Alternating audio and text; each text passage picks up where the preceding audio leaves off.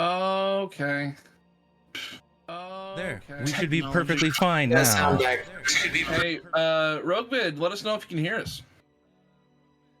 Immediately. Aha, all right. Give us some big All hell right. yeah if you can hear us. Oh, yeah. Cold open. All right, here we go. Yay! All right, I'm let's so try it sorry, again. guys. Computer difficulties resetting things without me knowing. So, Hi, everybody. Painful. Welcome to Dice Soup, brought to you by Once Upon a D20. Once Upon a D20's Patreon, patreon.com/Once Upon a D20. Just gonna do the whole opening over again, and in 8 weeks we're gonna laugh about this. But today, the answer is son of a.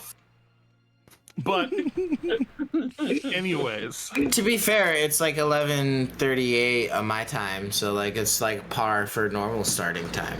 yeah, you know what? We've been really good, guys. So you guys just got to see us, just warming up. That's all it was. Yeah. Pantomime was what was going on. I said nothing, but All right. So, back where we left off last week, there were the party had split up a bit. We're having a little bit of fun, having just a little bit of downtime to legitimately relax, to drink, to work, to recover from the odd night that they had the night previous. And as part of that, the pair of Nock and Ro, or Nock and Eredrin, sorry, you reversed how. Anyways, I'm smart. No, I'm. Words. That reminds me. Beep bop. I'm now rebooting. Ding ding ding ding. yeah, and for the sake of story, let's just retro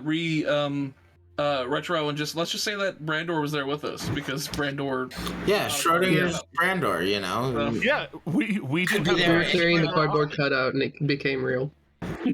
Well, just Brandor, you just watched Eredrin sprint a lap around this essentially a football field size pitch of grass, and do it in exactly 1 minute, according to the timekeepers there. And he got to paint his name on the leaderboard up at the very top. Nice. And then inside, Alec went to one of those bell things and took the hammer, and immediately noticed like the weight was not that of a like actual hammer. It was a little bit oversized, and like the head was like softer wood than the haft. Like it wasn't even like stone or anything. It was it's made to make the bell ding challenge harder, which he did not ding the bell, but right before to get some style points in, he very expertly this teenage boy who's running the station, he just does a quick 1 2 3 with the back end of this hammer, and just like basically knighted him and put it right under his chin, rolling like above 20 on all of them. I had him roll attacks, but it was reverse. Do you not hit him accidentally? Because this was an AC 9 kid. yeah. And so Worse than a commoner. sorry, AC 10 kid, like just and he's sitting there. So it could have been really bad. But when he did that and then slid the hammer back and boom, and just almost got it, and it went back down, and he just put the hammer down and pieced out. And I told him it wasn't done. Yeah. He told him it wasn't balanced and gave him the hammer back. This kid like scooping themselves up off the floor after like falling backwards off of their stool, and like initially when Knock came up, it was this kind of like unsure, almost apathetic kind of like, I'm here, I'm taking the coppers for this game, kind of deal. And then when he got up off the ground, it was, oh my god, these guys are amazing. And knocked him out of his apathetic dream. When this new elf, Valanath, saw what happened, he came up and was like, "You okay?" And the kid's just like, "That was so cool. I don't even know his name." And so Valanath very loudly was like, "Go ahead, give us a reenactment." Hey, what's your name? Tony! Fuck you, Tony! Yeah. Indeed. Ezekiel. So they were having their conversation, and the last 10-15 minutes of dialogue not being picked up. Yeah. Shall we reenact that dialogue? Just redo it for the sake of it. Well, bring it back. May as well. Just rehash. Look at your script and rehash. Yeah. Line Oh, gosh, 117 through. All right, let me try and roll that back. All right. 133, right? We got up to 133. So, Yeah. sir, I don't think I actually ever got your name for the gentleman over there. What was your name? My name's Ted. No, kidding. So Strange. it was. What happened is he just addressed the kid, and he said, and he just looks over the kid. He says, "Hey kid, my name's Alec. Nice to meet you." And then in the God. kid's head, Eredrin said, "And I'm Eredrin." And my echo did too. Good, so I know at least one of your guys' names now. And Alec, wow. And then like when with the telepathy, and different people have had different reactions to your Exposures. telepathy. Yeah, different reactions due to their exposure.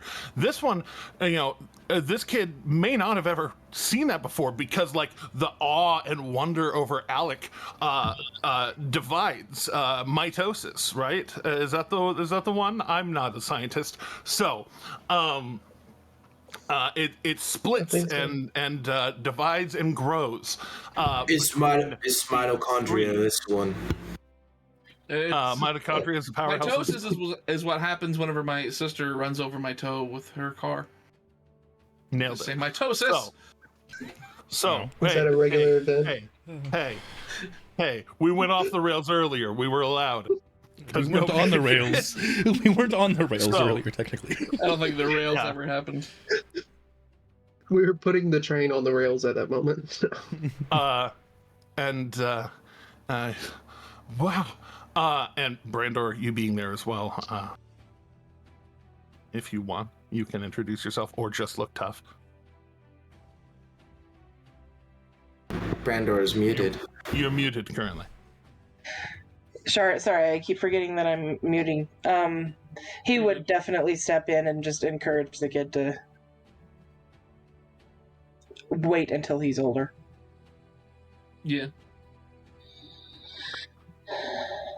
Yes, sir. Okay. But let me give you a piece of advice. A good way to start is to do things for the right reason. And remember that when people need help, that you should give it. But for the right reasons. Yes, sir. Yes, sir. I'm Van. I'm Van, by the way. It's good to meet you, Van. How old are you? It's 16. Yeah. Well, work hard in a place like this and trying to pull yourself up by your bootstraps. That people tell us that. I don't know. It doesn't work, but just you can try it anyway. That's physically impossible. Yeah, no, yeah, it is. Well, I've tried. My older brother dared me to do it, and it's literally impossible. Have you learned to fight, man? Well, I have brothers. You're not adopting this NPC. So yeah. Want to show me what you we're got? so adopting Van. No, we can't adopt every NPC we come across. They have lives. I will just say before this fight counterpoint. starts. Yes, we can. Before this fight starts, I will take off. What fight? Counterpoint. Ron Swanson. I do what I want. It's just counterpoint. Like it's just like yes, we can. I yield the rest of my time.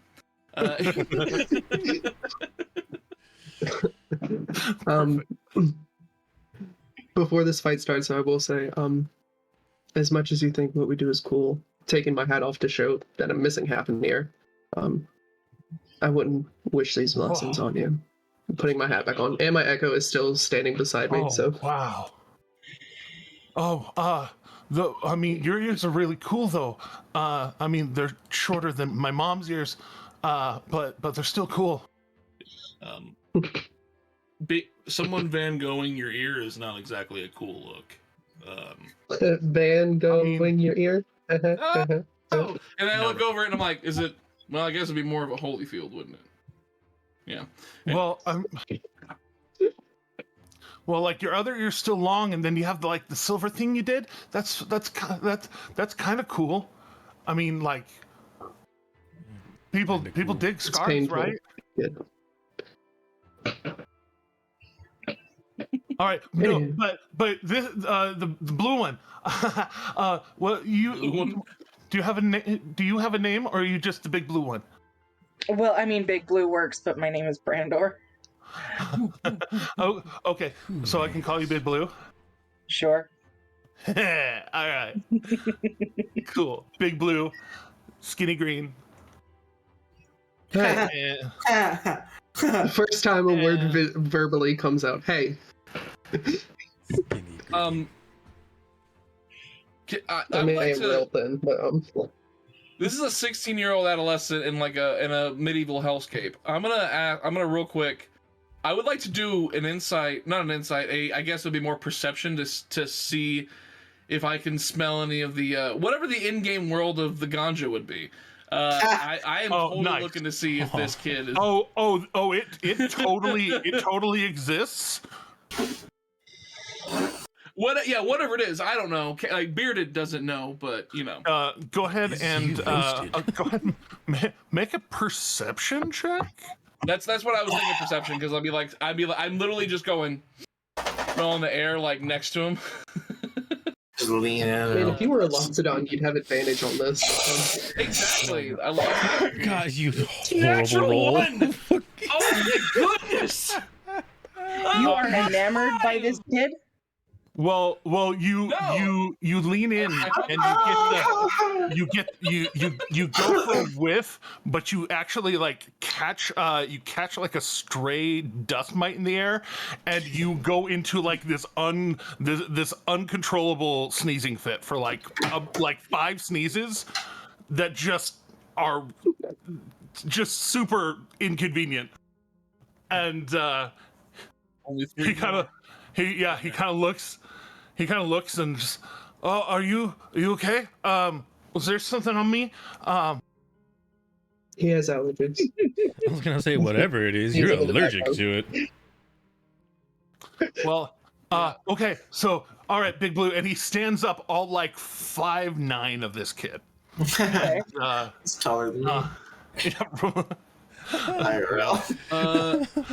All 5'9" of this. Yeah, no, I all think 5'9" he's of this about kid. the height of. I think I'm 5'9", like myself. I think in my character sheet I'm 5'9". God, I tower over this kid. Jesus. Oh, 100% yes. And you know his ears perk up, his kind of like half elven, like shorter half elven ears. Like you've seen them like vary between just like a little Vulcan point all the way up to like the Gith ear. I'm 5'9". Hell yeah. And then but his are a little closer to the Vulcan point, kind of ear. And he stands up, kind of you know, does his head back and forth. He's just like, what do you want me to do? You want me to like hit your arm, try and like punch your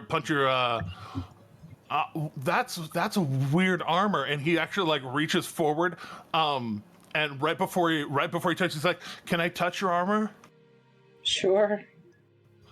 Hella. All right. And it just like starts kind of touching his, that's not metal. And like he kind of like uses his fingernail to try and scratch it. It's harder than his fingernail, obviously.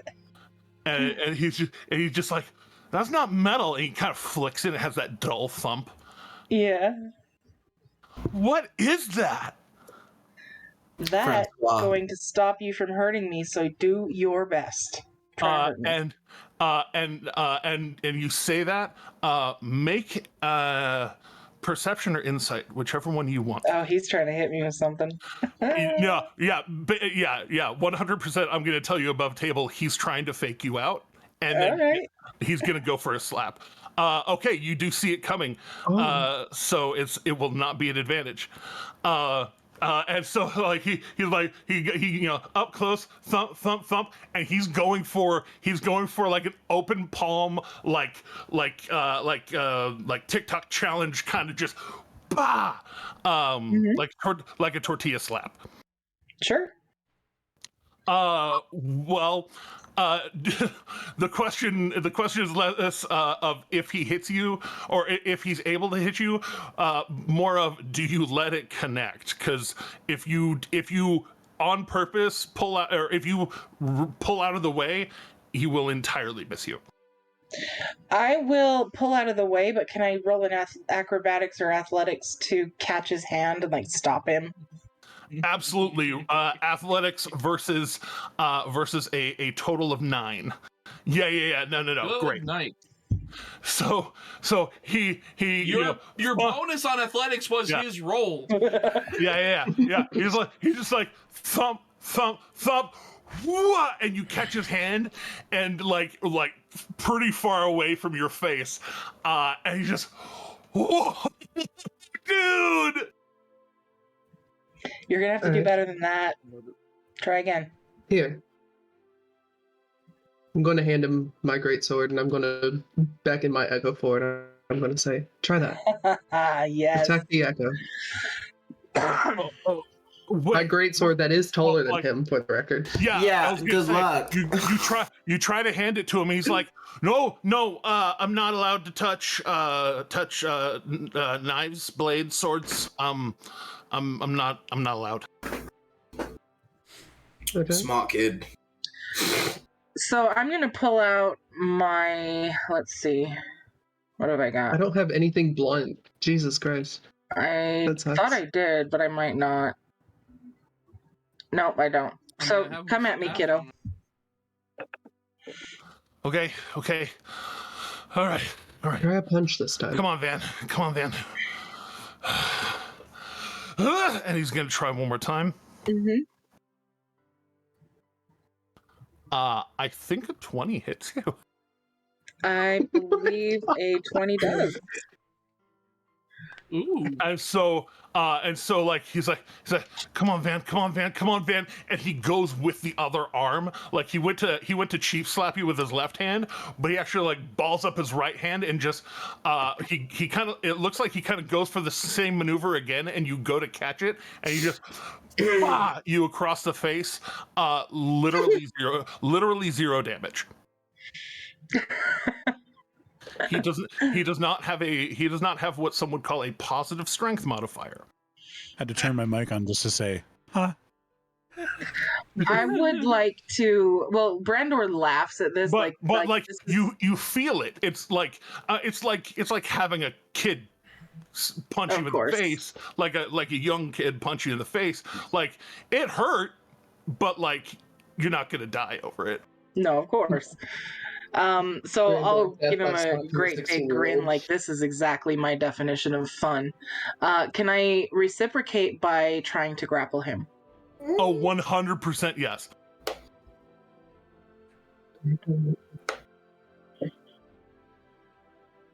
That is a that is a 17. So flat 0 for that one. But And then can I roll again for restrain? absolutely yes. Even worse. Okay. So yeah, he just claps you across the face with a closed fist, and then you just kind of reach up, grab his hand, hyperextend his arm around, and then grab his other hand and just cross pose him back, like, and you're right behind him. Mm-hmm. And just over his shoulder, he's like, ah. And as this is going on, you actually see a dwarf like sprinting across the room To defend the kid. towards this. You're not quite sure, but they're sprinting towards this, and I'm just gonna they take a step look back. mortified. I'm gonna ignore the dwarf for now and hold the kid steady and tell him, okay, now when you're in a position like this, your arms are restrained, right? Yeah. You've got him like cross pose, like he's Like just, I'm teaching. I'm turning this into a teaching moment. How are you you're gonna not get out of you're this? not dislocating. No, I'm not hurting him. Oh, Just holding him yeah. immobilized. I'm gonna tell him. I'm gonna tell him, try to get out of this. See what you can do. Okay. Think about And, your abilities. And you can tell he is not noticing the person sprinting across this like, basically casino floor. You know how like Dave and Buster's or places like it. These There's a bouncer. Well, yeah. Well, not even just a bouncer, but like people, or it's a huge place. So they're trying to close in through like a group of people that are just groups of people that are wandering around playing games, spending money, Sure. like you do. But all right, he's gonna try one more time. One more time. Glad I wasn't the only one. I just kept will it roll quiet. against that. Yep. 17. Can I choose to let him go by talking Oh. him through the right motions to get out of it? Oh, break it. 100%. So like he goes to pull, and it's pretty good, but you're just stronger than that. Right, but I so let you him. kind I of- let it happen. Yeah. Well, like it's that little bit of like, all right, now squeeze your hand a little bit smaller, a little bit thinner, and letting it loose just a little bit, but like not by much. He's pretty good. He's a pretty strong kid. He's pretty nimble, Mm-hmm. and he's wiry, and he kind of gets his hand free, and he's like, ha, still having one hand entirely in your grip. He's not as fast or as talented as you, and Seeing that he has the one hand, can I jump in with some instruction? Now think about this. You have one thumb versus 4 fingers. Do you want to fight the 4 fingers or go against the one thumb? Push against the one thumb to get your other hand free.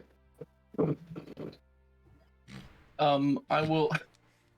all Meanwhile, right. Alec is over there. He has found a flagon of mead and is just sitting here sipping, going, "How did we get here?" Like, I was wondering the same thing. And he's trying, and as he's trying, the dwarf closes the distance, and looking up towards you, Brandor, there's this moment that she's staring at you, and like it's this horrified look. Sir, did Van do something to you? Van, let him go. No. Hold on. Wait, I'm teaching him to fight. This is friendly. Do you know this child? I do now. His name is Van. He's a very nice kid. Van Wareth what have I told you about socializing on the clock? Oh, he's working. We initiated this. We initiated this. socialization. I apologize. I didn't realize that he was busy. That's fine. Somebody said he was taking a swing at some customers. He was, but I told him to. All right. Well, that's a little more reassuring than him popping off the handle. I thought he was swinging the hammer at people or something. No one here would be swinging that hammer around recklessly. That's absolutely that's beyond measure. What? No one would do that. They have no reason to suspect otherwise of you. And Oh my gosh. I'm so sorry. I guess it's nothing. I just sorry. We Run the apologize, business. sir, for Run the business. Could y'all take the lessons? Maybe extracurricular. Maybe after right around sundown. Yeah, absolutely. I'm sorry. I didn't realize. No, you're all right. I've had to give away a lot of free shit recently. People being weird, but it's fine. Well, it's fine. if anything, I would There you go. greatly commend your employee here, and I would recommend if there's any way to praise him for his great work here, I would do that for him. Well, I do appreciate that. And she goes down into her jacket and kind of pulls out a notepad that actually like a little one of those thin kind of Foley books, and she just kind of pops it out, and there's a little piece of charcoal kind of stuck between the pages, and she like sliding it out. You see her start to write his name. In a book like that has like a bunch of names written down and then like crossed out and like checked off, and like it looks like a ledger of notes, and any positive perception at all, because she's not trying to hide it at all. Like next to each name there is like there's a copper and silver piece total. And so you can tell there's some sort of like incentive for getting good reviews. But Nice. as she's doing that and kind of turning her back, Van kind of gets close and whispers. He's like, "Where are y'all gonna be in town long? Are you? I think I would have seen somebody as big as you before. Are y'all in town? Are you gonna be in town? I'd like those extracurricular lessons, please." What town are we in? Chelsea doesn't know. Or did we leave town? We're in Grimgalair. Still in Grimgalair. We're in home Yeah, we're base. back in Grimgalair. The never-ending black hole that is Grimgalair. Are we planning to leave anytime soon? Yeah, technically. Allegedly? We were planning to leave yesterday, TBD. but then stuff happened. Yeah. So, I'm gonna yeah, answer. Again, I'll just kind of like. I'm sorry. Go ahead. Chuck. No, you go ahead. Yeah, there's a lag on my end. I apologize. Yeah, no so worries. Turn. what happened? Whenever he says, "Can I get those?" I will just reiterate the whole. I know it looks all like dashing and dazzling and everything like that, but like this comes with a lot of hard knocks, and I don't know if that's something you just want to sign up for. I mean, cool if you want to learn how to defend yourself or something like that. That's fine, but. Oh yeah, There are two places I can recommend that you, if we do leave town, people that I think would be willing to teach you a few things. Really? One, there is a person who protects a local jeweler named Blackbird, who I think would be willing to teach you a few things when they're not working. Blackbird, are they like the Kenkus that run Raven Busters? Not quite. No. Brandor should know the answer to that. I forget. You've never seen Blackbird's face. They are consistently in a mask, but like this long kind of. You've heard Blackbird like speak, Doctor. though, so. Yeah, you've heard Blackbird speak. Also, not Kenku's not strictly restricted anymore. But we haven't seen any feathers on figure out Blackbird, right? who Blackbird is. See how much you can figure out on your own. Just go to Fisher's Jeweler, and Blackbird works there. And then also the temple for the Everlight. There are 2 people there who Brandor knows the names. that would be Junie and Wax. Junie and Wax. You'd do well to get to know them as well. All right, Junie, Wax, Fisher, Blackbird, Jewelers. Okay. There's also. And I will say, the Bearded has forgotten the name, but there was also the dojo master, the sensei for. He's not there at the. Yeah, it's abandoned right now. Yeah, they are currently Sirs not appearing in the city. Yeah. But for tonight, I will meet you here after sundown. Really? Oh man, I gotta show you, Mom. Oh boy, I'm gonna meet his mom. oh, I'm definitely All joining right, you, Brandor. I hope you know that. I'll be here to meet your mom after sundown, and then you'll try to beat me up. And that's whenever cool. I interject to be like, real quick, your mom, is she hot? Ew, what? Erdrin looks so upset that you asked that. Question: Is your Did mom you just say who just sad tromboned? No, it was perfect. Who did it? You're welcome. Absolute inspiration. If you have inspiration, give it to somebody else. I don't care. I don't have it, so I'm taking it. 1000% perfect. Oh, great. I'm See, sorry. you've just basically given me permission that Yeah, soundboard yeah, stuff no. is okay at appropriate times. Oh, boy. At appropriate times, it's okay. Oh, man. Do it in the middle of a serious scene and I'll cut you. What if, it's a good, serious one to go with it? Cut us from the scene, or like Skill cut us issue. like the guy from John Wick, Lawrence. Dude. Just thinking of like that super tense moment, when a conversation happens with a big question gets asked, just shing, cuts over to the other person. I'll take it. God, if I were good at post-production. Oh my goodness. Anyways. I will say, you can also ask Fisher, as he is my boss as well. You can check with him every once in a while and see when we're in town. And if we're in town, we'd be more than willing to teach you some. Wait, Fisher's your boss? Oh man, you hold that sword like it's nothing. Oh wow. Okay. Oh cool. Okay. Cool. Okay. Fisher. Blackbird. Fisher. Got it. Okay. Oh, Wax. Junie. Okay. All right. I can remember this. All right. See you later. Have a fun time, man.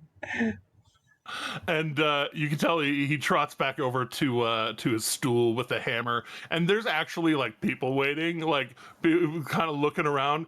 None of them actually like went for the hammer while there was nobody there, and then he goes jogging over, and you hear the coppers in his little apron kind of clinking around as he runs back. But I hate to ask now you for reiteration. Val, I'll say Val, we had 0.0% of your character exposition was actually caught on audio. So now recovering. Going back to that scene now. Yeah. Line 141, everyone. Yeah, line 141. Again? Yes, again. Take 2. Until we get it right. Action on it. So, as you all come back, Valineth is gonna look at. Beardy. Where'd he go? Yeah, we lost Beardy. We lost the The beard. moment I go to speak to him, this is like every time. Somebody goes to All speak right, with him and he's gone. I'll be. And he's gone. No, I'll fill in. I'll fill in for the beard as sparse as mine is. Oh, he's just gonna just recall to him now that, because of how observant he is, just, caught a couple names at least during their descriptors of themselves. So, Alec. So, Yeah. I lost my train of thought here. So, finally got your name, so now he knows as well, I guess, but, yeah, fuck. I already went through all this stuff earlier, now I gotta run through my brain again. Just read the script. Here he is. It's not that hard. You waited just long enough for him to come back. Hi, my name is. I was punching in there, like, I need to restart Discord real quick, see if it's because I was getting massive lag and interrupting a lot of people. So didn't want to do that shit. So as you guys came back and whatnot over, towards my direction, I guess you would come back to wherever. Or did well, you, I'm pretty you, sure you, I never left your side. I was just sitting there sipping on mead, and we were just kind of watching stuff happen. I thought you sauntered over to introduce yourself to the kid. Well, I did, but like it was then the dwarf came over, and then I only really interjected by saying, "Hey, you don't want the hard knock life, and also is your mom hot?" That's pretty much all the things I interjected with. Gotcha. Okay, so you ended up coming back over. Okay. Yeah. That makes more sense. So I guess as you would have came back after introducing yourself and whatnot, Valentine would have been like, so Alec it is. Yeah, Alec Greenwell. Nice to meet you. Oh, nice to meet you as well. So, where was I? Because before I had, made mention over to Ro, or, as to Eridrin as he came back to get other things started, but now he's not over here, he's over there. I'll come back over. We're done with the kid. I'm coming back over. So it'd probably just be like the little tiny snip conversation with you and whatnot, just kind of. What was your name? Valineth. And like as Eridrin's coming over, I was kind of like and then I'll ask what I asked previously. Just go, I know it's maybe kind of a rude question, but based on your quite pale complexion, The fuck are you? you from? Like what exactly? And like not being able to get the words out. That's when Eridrin will interrupt with. My friend's not trying to be blunt. He's asking, "What are you?" And I apologize if I sound blunt. And with That's the him, scripted part. with him noticing your complexion and whatnot of yourself and the time that he had spent with some Gith as well, will respond to you in Gith that he is an astral elf and has been learning the ways of how to better himself as a druid over the years, and had been lost in the astral sea for some time and picked up some time with some Gith out in. Let me look at notes. Probably gonna butcher this, but we'll see. Gethuron was the name of the city, I think it was. Wait, and get. Well, first of all, my rambling questions. Wait, oh my god, you're from the Astral Sea. Oh my god, so I'm from the Astral Sea, and then we went to the Elemental Plane over. Oh my gosh, you speak it. Oh my god, it's so good to meet you. Wait, tell me everything. And then, hearing Gatheron, he's going to like stop rambling and say, "Say it again."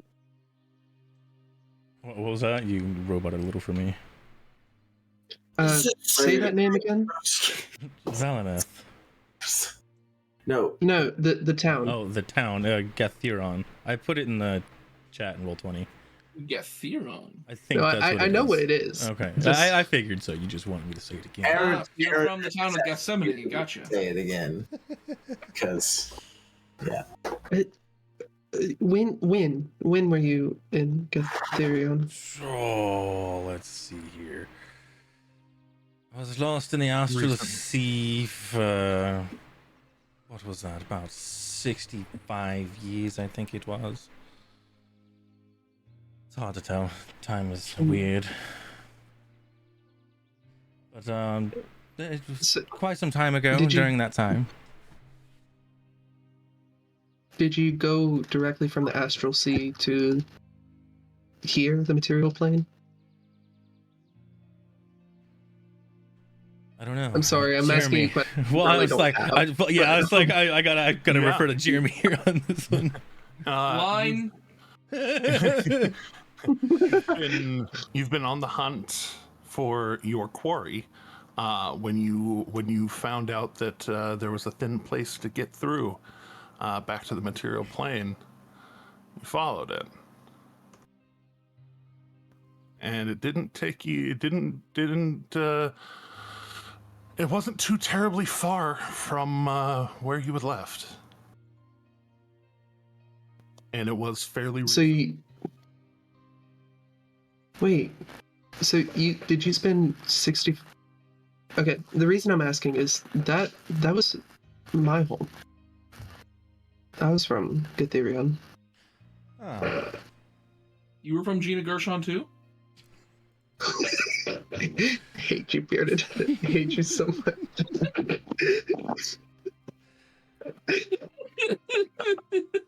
When I think back now, it was about 64 years total.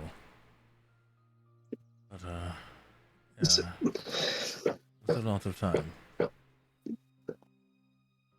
So, okay, above table, did I ever meet this man when I was a kid?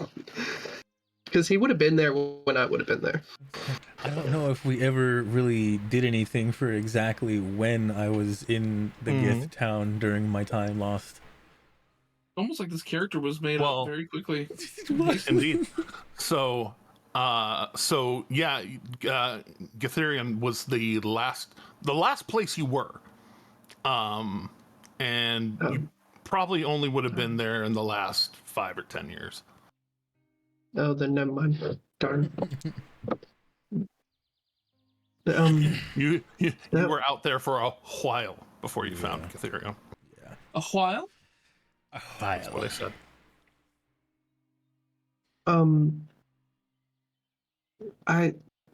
You were at my hometown. What did it look like? What was it like? Was there fighting? Were they still at war? I need all the details. Line. And again, I know you're gonna have to ask Jeremy. I'm so sorry for asking these questions. Okay. It's like So sorry it's for like improv was asking. like there wasn't any fighting, and like no, there was plenty of fighting. Yeah. It's like I could start spouting things, but I'd be getting corrected. Actually, I'll throw it back to you. What do you think it was like? It was perfectly fine. It was all great. No fighting. I don't know. Except for the war. It was. Apparently, Sean has to go. Oh no. Oh. Never mind, I misread. Bio. Oh, okay. Okay. My bad. We're good. Whoops. Oh, that's good. Rough bathroom You check. put hope all as well. That just means like that's like, hey, I gotta go to the bathroom. I hope all is well. Be Like, safe. Yeah.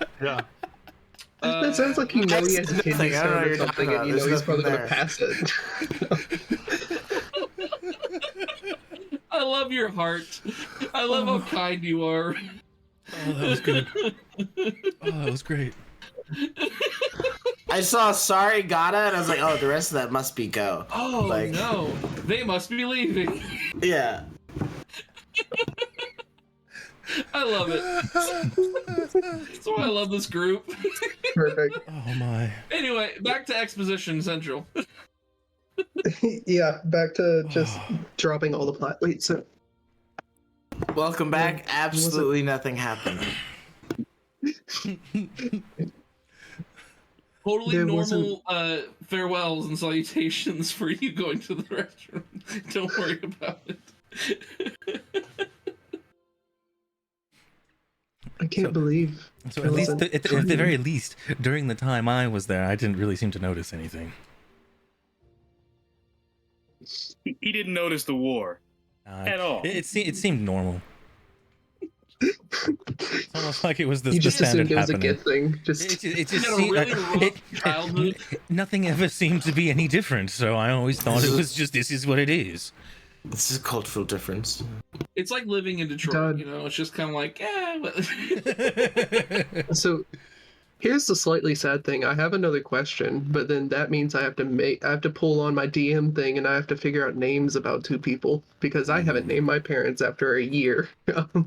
So, All right. I never knew my father.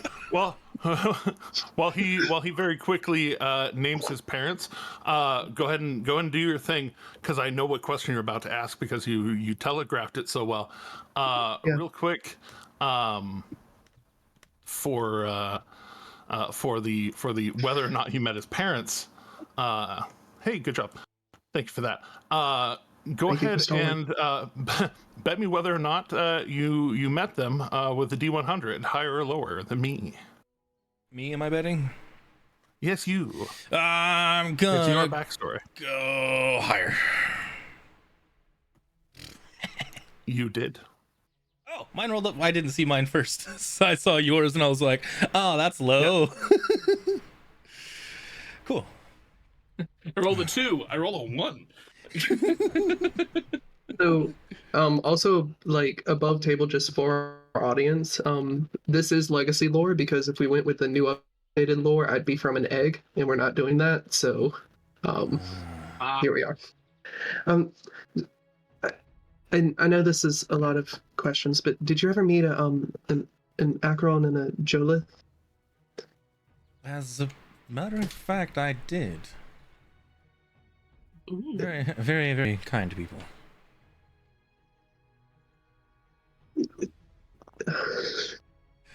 And Erdrin's just gonna start crying in the Raven Busters. Oh no! No tears at Raven Busters! Only They're smiles! happy tears. They're happy tears. It's smiling and crying. Okay, fair enough, as long as they're happy tears. There's no crying at Raven Busters. It's like crying at a child. Now, Yeah, it's only once we leave that'll get worse. They're Then you happy can cry. tears. They're happy tears. This is Jeremy after all. It will get I'm worse. just It noticing. can only get worse. Noticing the tears, will kind of jump up and look and look Erdrin in the I think face. I broke Jeremy. Like, I did. Yeah, I did. not, I mean, he's not turning immediately colors. recognizing that maybe not immediately realizing that they're happy Jeremy.exe tears. is not working. Seeing tears coming out of Erdrin's face, It's crashed. Alec will kind of square up on you and be like, hey, like it'll kind of get up in your face and kind of like, is everything okay? Like just kind of make that eye contact and everything to see if you're okay. You know? And between like ragged, like crying breaths, you know the ones like he's gonna say, Oh, so you went to like level 3 crying already? oh no, I went Bro, so we ugly. level 7. We ugly cry. 0 to every day. 70. Yeah, full ugly Yeah. cry. We 0 to ugly cry. 75 in Okay. 2.3 seconds. Yeah. We ugly cry. we only ugly cry in this neighborhood. I mean that's true, but just between those breaths, just they're That- alive, and then just pulling Alec in like bear hug style, and then the echo pulling in. What's your character's name again, Shade? Yeah, well, that's the other character, Val. but this one's Val. name is Valineth. Valineth, thank you. Oh yeah, Val. so sorry. Val. Listen here, Valerie. Why don't you come on Valineth. The echo is going to embrace Valineth too. Hey guys, you guys can't be getting this name wrong. That's gonna be my shtick. Okay, I'm low intelligence. Who knows? Listen here, Well, Valerie. I IRL have an intelligence of 4, so I mean, Who knows? Eventually, you guys might actually get to know my my other name. Probably no. Justin? Probably Eventually, not. you call you- Dimmeren's like, no. No, he's heard the one name already. He's gonna ruin it multiple times and never get it right, but it's always gonna be close. Yeah, exactly. Hand waver.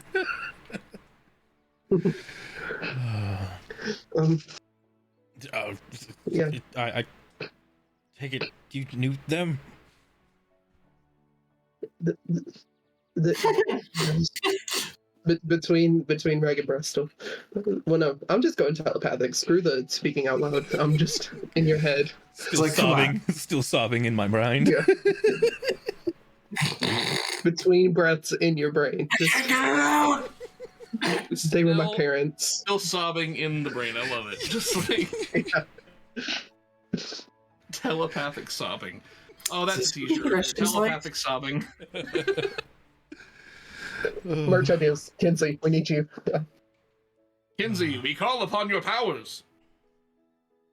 But yeah, I'll say they were my parents in your head. This makes more sense then. Just Kind of he's still gonna time. like gently like kind of give efforts to the group hug kind of thing because he like literally just met you guys. Yeah. I know. Adrian doesn't care if you're giving effort or not. Like, I know. This is more for you than anything. Like, I get it. yeah. I will upon this revelation, Alec will kind of like pull away from the bear hug real quick, and then like kind of look you in the face, give you a couple friendly slaps, and saying, "Looks like we got some news for Eric, don't we?" And yeah, and my sister. We have to. Oh my god, I have to figure out how to tell. Yeah, Jenny. you did mention your sister. I've never actually met her.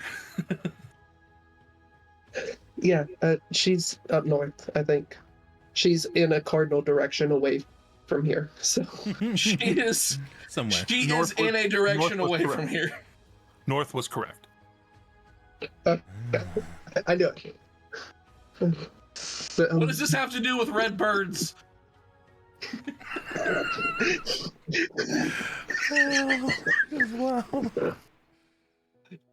Oh my god. I don't know what's wrong with me. I'm sorry. Take a shot. Take a shot. Like, Jesus. We're so far off the rails. We're down the mountainside, going through the valley, just fucking.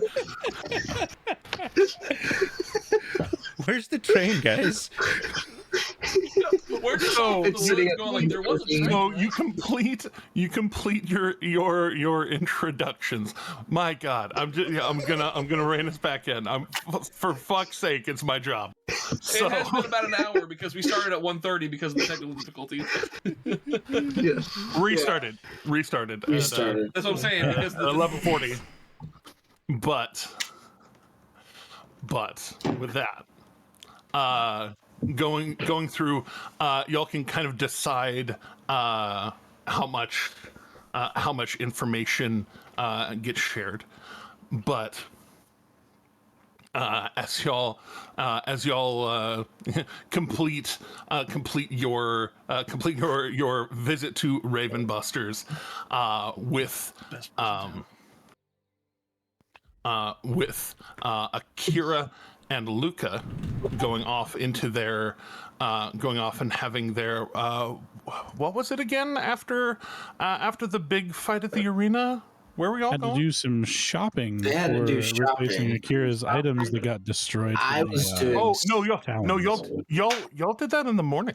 Yeah, we got And that. Oh yeah. yeah. Oh, that's right. you- Yeah, you got that. yeah, Y'all were in the picnic. Yeah, y'all slammed, or you slammed the fuck out of those rolls, if I remember correctly. Oh. Yeah, we nailed those. We're But above table, something we haven't even attempted to do yet that might be prudent to do, that Doomerin totally would not think of. But maybe ask Fisher if he knows anything about making those things already. Oh, about the The intelligence things. the intelligent heads, man. Yeah. Yeah. Talk to Fisher about the intelligence headband. I think Luca will go as Just more saying. forward. Yeah, I haven't worked on the glyphs for those in like 100 years or so. I've kind of gotten beyond the point of them helping me out, and that was kind of the reason I figured them out in the first place. Was sometimes you got to know where you're weak and try and shore up where you're weak. But I finally got a little smarter than that headband could make me.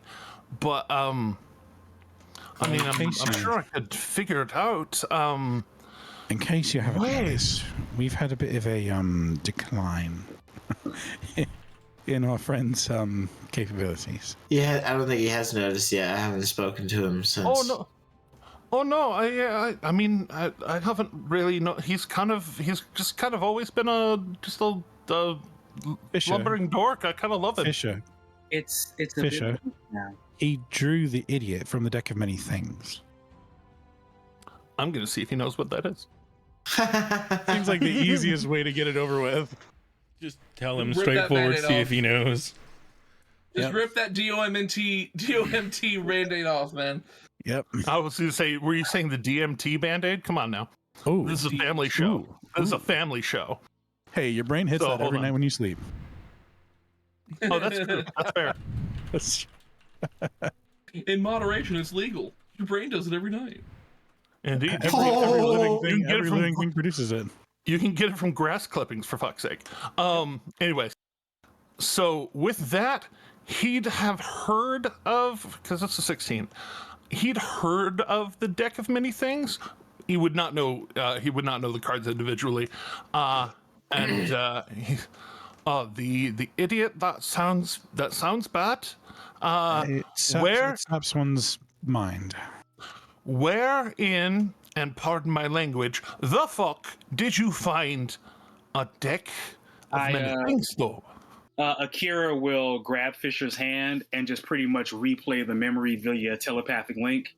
Hell yeah. That one, I'll say that one's still words, if I remember right. Right? Yeah. Mm. Yeah, I mean, I'm just pretty much like I'm still explaining it, but I'm also just in my head. verbally giving him the audiobook version. Okay. Mm-hmm. Ironically, you received the DOMT while producing DMT. Nailed This it. is actually Oh, this is actually such a Whoa. difficult thing.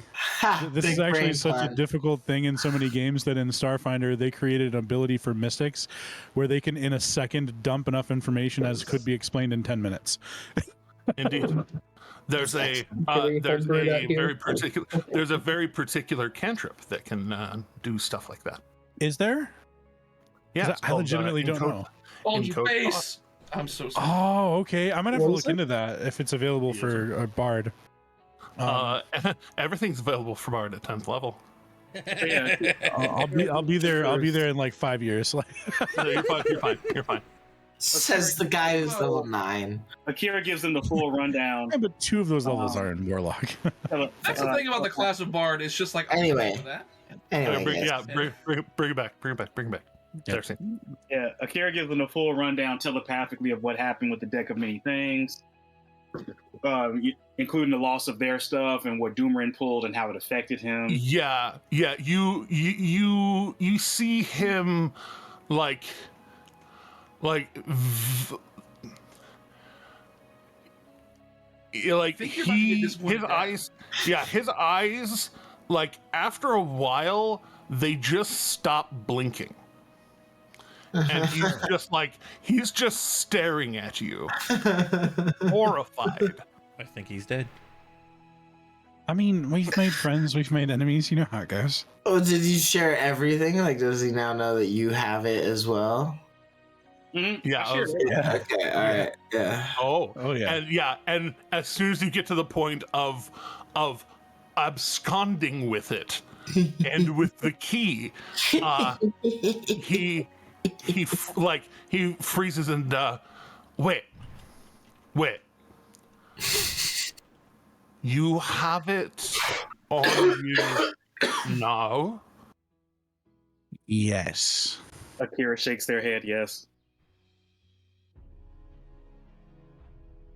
That's affirmative. Fuck out of my Like he run like he pauses for a second and then he points for toolbox to go into the back and you hear him say, lock the back door. And he runs to the front door and latches it and just turns around like a fucking excited child. Oh my gosh. And Oh, no. he reaches into his apron No. and pulls out a pearl. And I've never seen anything that powerful before. I just wanna look at it. You want to identify it? I've never. I don't recommend drawing from it, but I think. Oh think no, you know no! that. Oh no! I think No! you know that. No! But for you, Fisher, definitely, absolutely. He would pull it out of his pocket and hand it like no problems. He'd hand that right over to Fisher. He'd like not actually like take it. He'd like point to the counter and Sure. and there's a point that he's going to have to touch it for the spell casting. That is not that moment. But like he takes a second. Oh, like, then I can help him a little bit. Fisher, you have to declare that you're drawing, otherwise it won't do anything. So just don't declare that you're drawing, and you can pick up and handle the cards. It's just that you won't be able to see any of the faces of the cards. You only see the artwork on the back, on both sides. Right. So as long as you are just manipulating the deck, you'll only see both. You'll only see the art on both sides. He very trepidatiously reaches and slides one of the cards off, and he just kind of like looks at it, just like this is a guy whose like life is devoted to magic shit, just magical stuff all day long, every day. And you brought a phenomenally powerful magical item. You brought a nuke in front of him.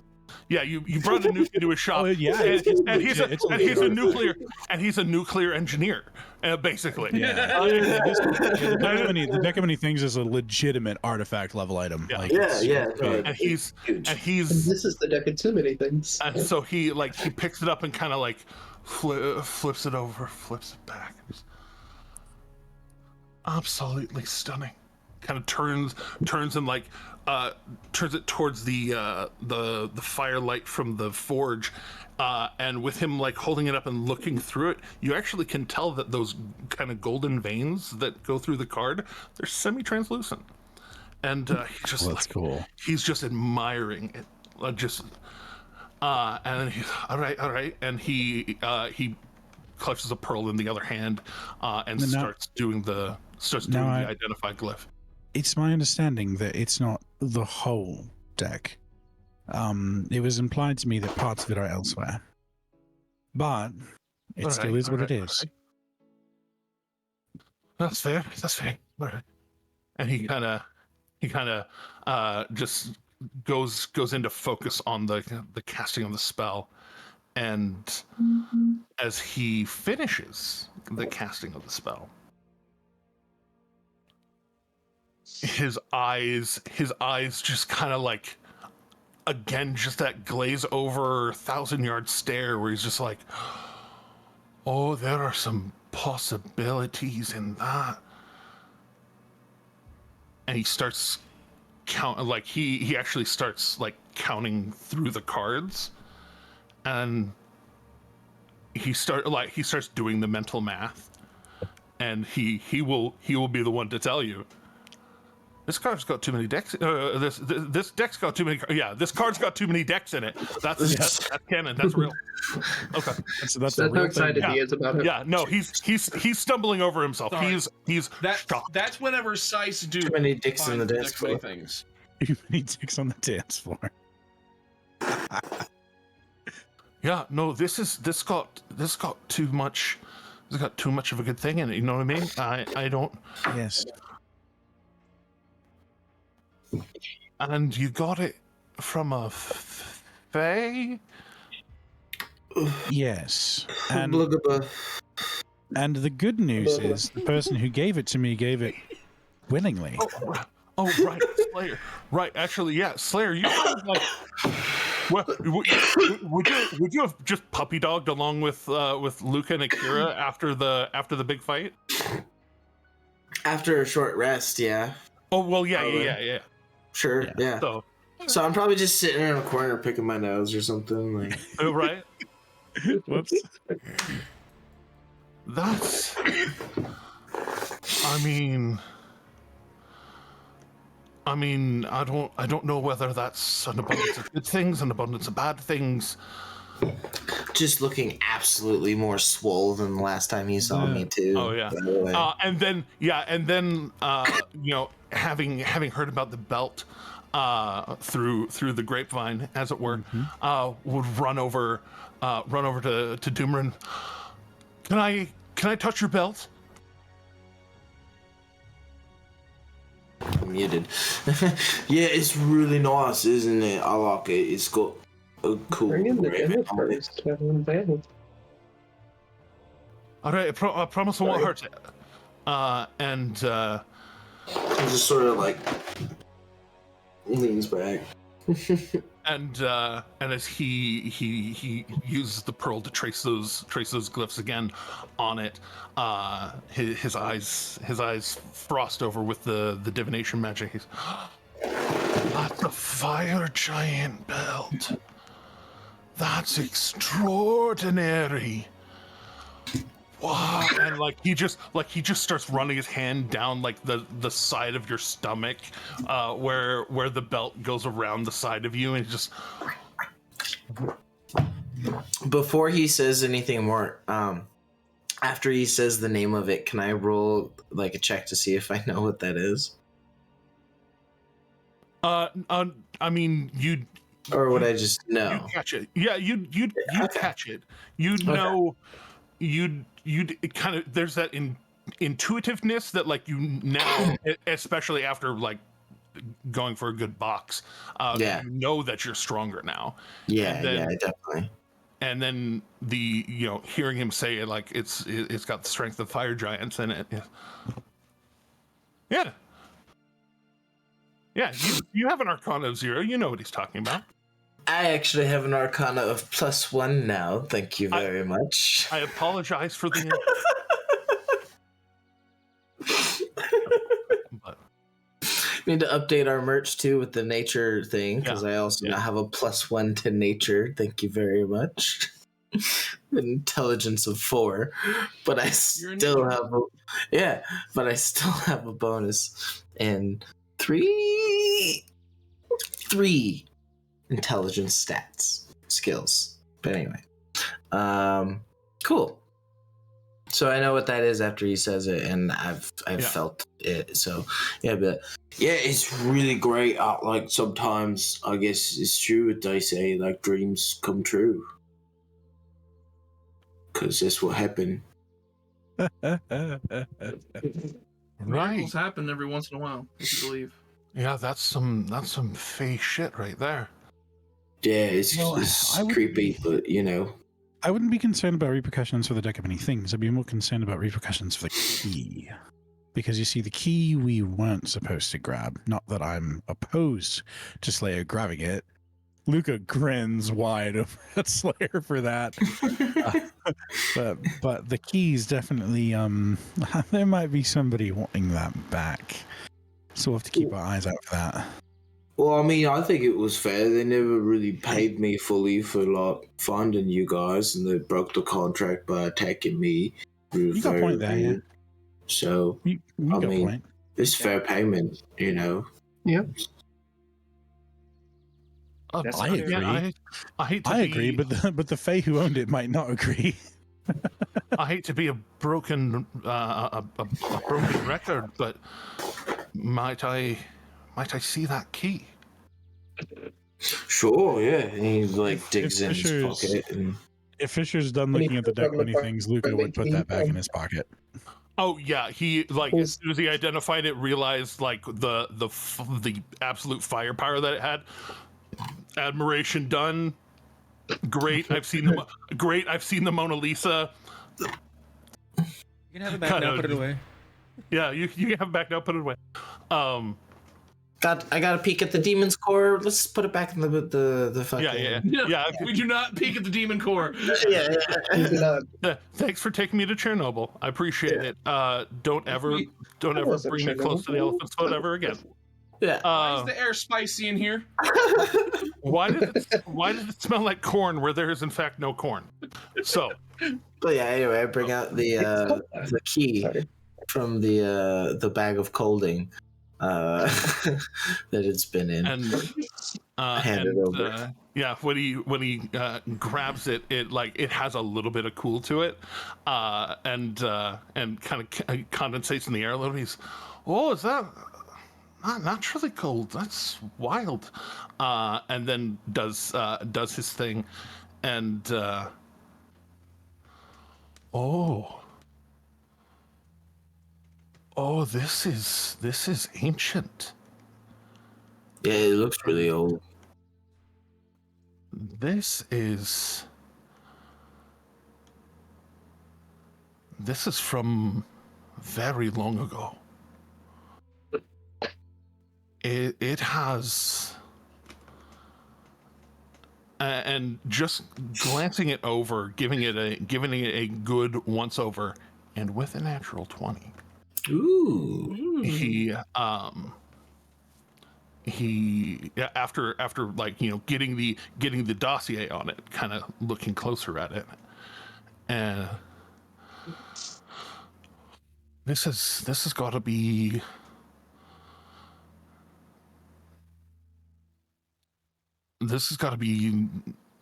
like Flying Cities, Zemniaz, Avalier, Aor, old. Like before the gods went away, old. Just like visible confusion on Slayer's face for like a solid 10 seconds. And he's like, but chords always right here.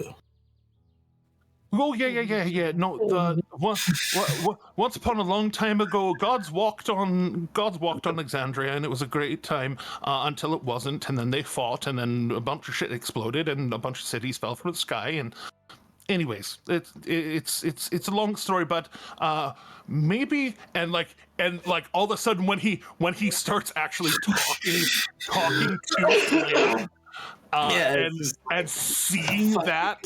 Go way over his head. Seeing the tune out, like as he's starting to tell the story, it's like, is this butterfly? And he's right. Put a hand. Right. And he drops a pearl back into his apron and like immediately just kind of looking around like, all right, we need and he's just the loudest snap. He's, you brought me so many scales, and he like runs back, and it's not just telepathy. It's like they work with mind magic, and like he just starts like going into this rabid swirl of motion. And he says, "Look, do you have anything else to do with your day?" I'm here with you if that's what you need me for. Fuck, you're a great apprentice. Come and help me. And I've got a little bit later. There is an engagement. I'm going to be playing some music during the Slayers fight later, but I've got some time. Yeah, I've got a fight later at Yeah, I'll be honest. I don't remember. It's okay. We've got a couple of hours, right? Yeah, it's and you remember. Those of you clear, remember that it was it too was right around sundown, and which is actually like around 1-ish in the afternoon, like 5 hours to work. Oh, good. Which is not nothing. Especially great. Especially when it's time to roll. Well then, I'm definitely willing to contribute some second level spells to this, because Enhance Ability is also castable as a second level spell. So indeed. Enhance Ability is really awesome. Yes. I think since I have the time, we have at least 3 hours. I'm going to go ahead and dedicate 3 hours, so 3 spell slots. So that's pretty much all of my big spells for the day. All I've got left is firsts. But that's okay. I think this is really worth it.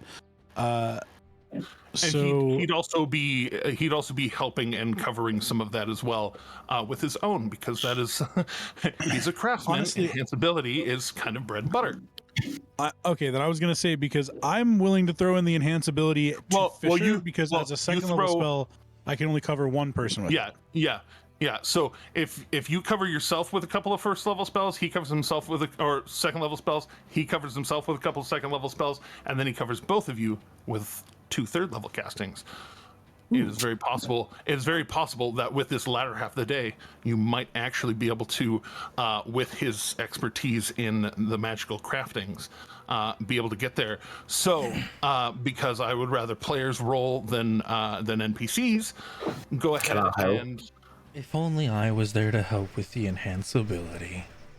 I can bardic inspiration people. That's about it. There's a moment where he where you ask if you can help. You ask if you can help, Slayer, and it's this moment where he like turns to you and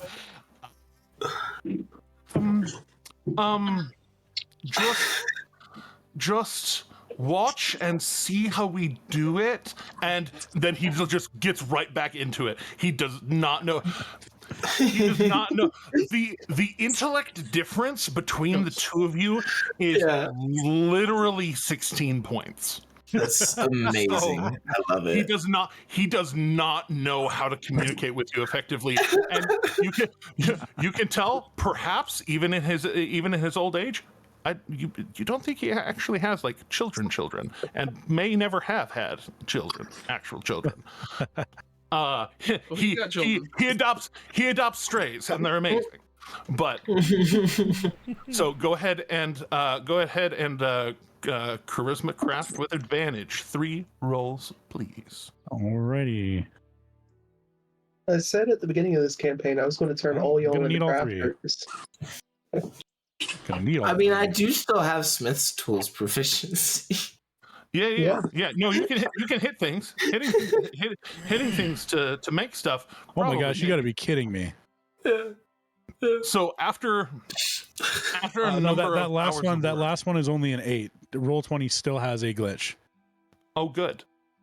After the several hours of work, like he's having trouble. Like he was saying, like he hasn't crafted this thing in over 100 years, and so he's having some trouble recalling things.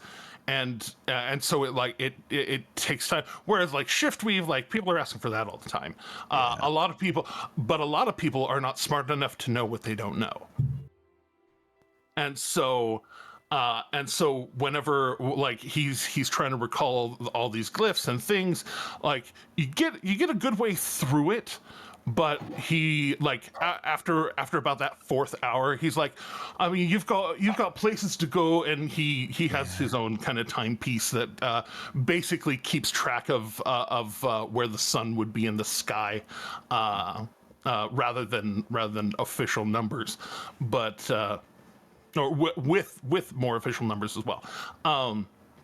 But as it's getting there, he's, oh, you've all got things to do. I'll keep going on this.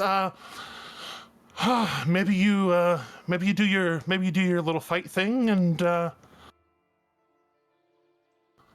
tomorrow we finish up. I could just keep working. That sounds good to me. These are glyphs I've never really worked with before, so but they all. I mean, I'm happy for the experience to learn, but I'm probably slowing you down a little. No, not at all. I'm going as slow as anybody.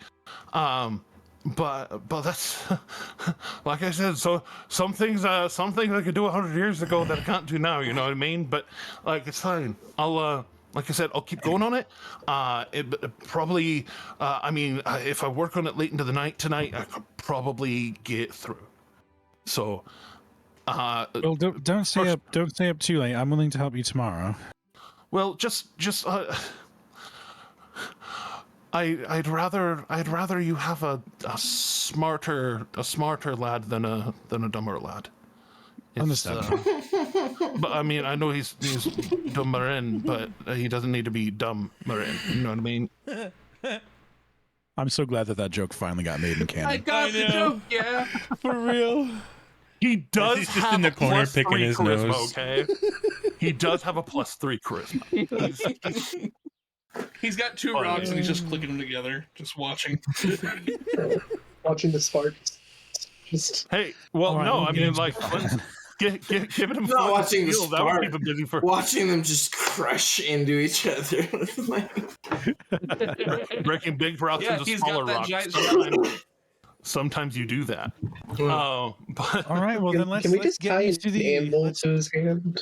let's Dumarin, let's get you to the arena then. We've got a fight, an appointment to keep. Well, it's not. I won't call it arena. The big place was the arena. This is like a pit, you know. I think you'll be a little bit surprised. I think you're going to enjoy this one more. Oh, more than well, maybe I don't know. It's a high bar, honestly. Like that last fight was really something. I mean, yes, but I think you'll agree that the energy from the crowd is going to be something. Come on, let's go. Mostly because it is a small venue and it's going to be a bunch of people in a circle as a crowd cheering on it. I mean, it's going to feel very like real, very on the ground. Like it's hard not to get caught up in the passion of events like that. This for is the sure. difference between like seeing a Gladiatorial. stadium show or being in the pit. Like, No, for sure. I mean, there was definitely still an audience at the last fight, so like he still had the enjoyment of being watched for that fight because like you guys were there, the other auditioners were there, and like you know when he did finally lay her out, all the other ones were like, oh shit, you know. So, but I mean, if you've like, ever been to like a concert or something, there's a huge difference between like sitting in pavilion seats versus like being in the pit. yeah. And I think like for Slayer, this is going to be being in the pit, you know? Yeah. I think it's going to be fun. Yeah, he's All right. He is in the pit, quite literally. Yeah. I think it's going to be fun for him.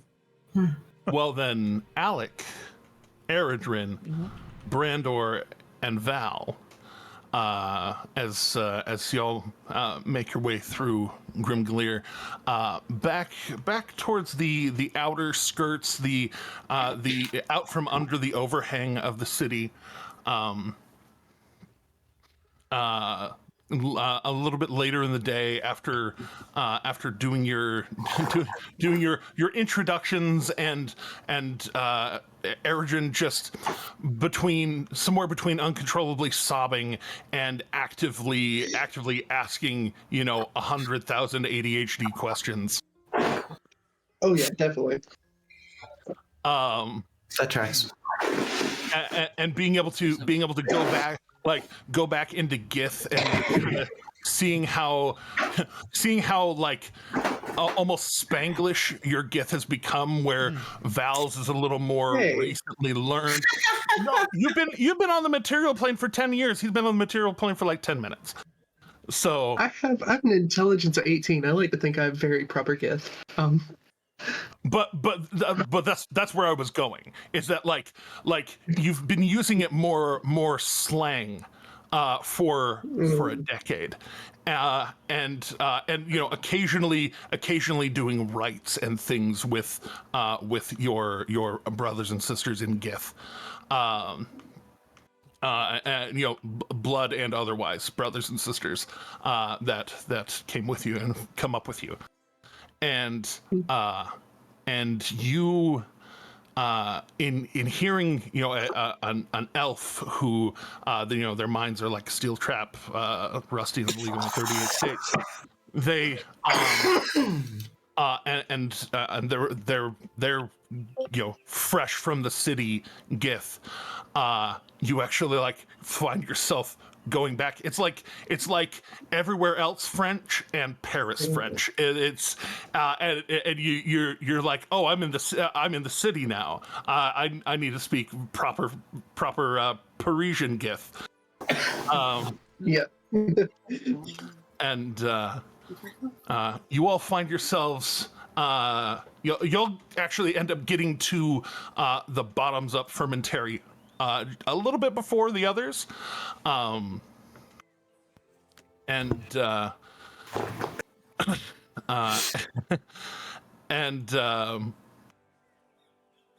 there we go.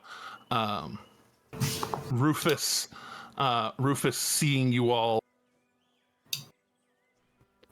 seeing you all first, he's like, "Where's your boy? I thought he was gonna show up." He is. You better.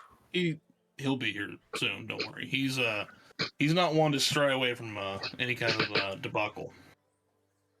And, Also, I want to note my he is between like just spouting Gith questions at Val. just like Gith, he is Gith. And you see him going back over, and there's this group of kind of rough and tumble looking guys, and as they look like they're kind of like working with each other in a way like the arrangement that y'all had made was for him to basically take on guy after guy until he fell or he was out of guys. And there's these 4 guys that just they are strapping. One of them's a furball, tall, looks his head is shaved down to the skin along the sides, but around the chin area it's this very finely crafted red beard all the way around, and just like immaculately clean, and he's just kind of stretching his arms out a bit. The other guys, one of them looks a little bit off. You can, any or all of you can make a yeah, no, it would have to be I know words. It's You okay? intelligence. I promise I'm not having a stroke. Oh my god. You smell toast. Can you smile? Can you lift with your arms? Not even joking. I've got arm control. My face isn't sloping. Like we had a scare about that in my real life with somebody else earlier this week. No jokes. I'm just saying it as it is. But Yes, for sure. but intelligence, investigation. Those words are not that close together, and I should have been able to say both of them at the same time. Gotcha. Anybody who wants to can roll, and including those that are showing up, because this will be possibly, a thing. We'll see how I do. You said investicles? That is. Are you? Yes, investicles. That is my second natural one of this session. I have rolled twice. All right, Luca is That is awful. I do get a chance to roll. Yes, you will. I've rolled once and I've rolled the average. I'm not good at this either, but I'll throw in. I mean, God, I'm the best at it. Y'all are Bearded, screwed. I'm the second best. It's like, Beardy, I only rolled 1 above you if it makes you feel any better. It's like I got a Even plus though he just has 7 and I plus got a everything to 9. it. I rolled okay. If it makes any of you feel better, I got an 11, which means I really rolled a fucking 14. So painful. That's rough. There's dump stats and then there's But- dump stats. Yeah. There's dump stats and then there's dumpy stats. You know what I mean? So. Yeah, exactly. So, Erdrin passively, like, you kind of notice and you start kind of pointing it out. And while people are kind of looking it over, Luca, you take a long, hard gander at this man's, and he looks almost like somebody was trying to do a twin of one of these kind of buffer, more human-looking dudes, but it's got just that tiniest bit of Ditto quality to it. And so as you kind of stare, you look through, and and on his head, a hat, not exactly the same make as one that you are familiar with, but you can tell that he is wearing a hat that is projecting an illusion around him. You see a kind of granite-colored body, but like kind of a very smooth face, like too smooth. And then these kind of angular cheek areas and very hard angular jaw. His arms are kind of thick, but there's no muscle to them. There's hinges. So if The guy is some kind of constructed being of some sort, with an illusion kind of projecting him to be one of the dudes. I mean, he could just be like a Warforged that's trying to be more, able to fit in. Like, yeah, Warforged are not super common in this world. But I mean, that's just my out of character rationalization. Out of character. You recognize you Tim would recognize that it's Warforged. So like in my head though, like I don't think there's anything malicious about that per se. So you're relatively insightful. He's bumping fists and bumping arms, and you know that illusorily this is not he wouldn't be able to hold up to scrutiny from the people that he's interacting with, because he's interacting physically and they're hitting. Make an insight check though. Can do that. Those I am good at.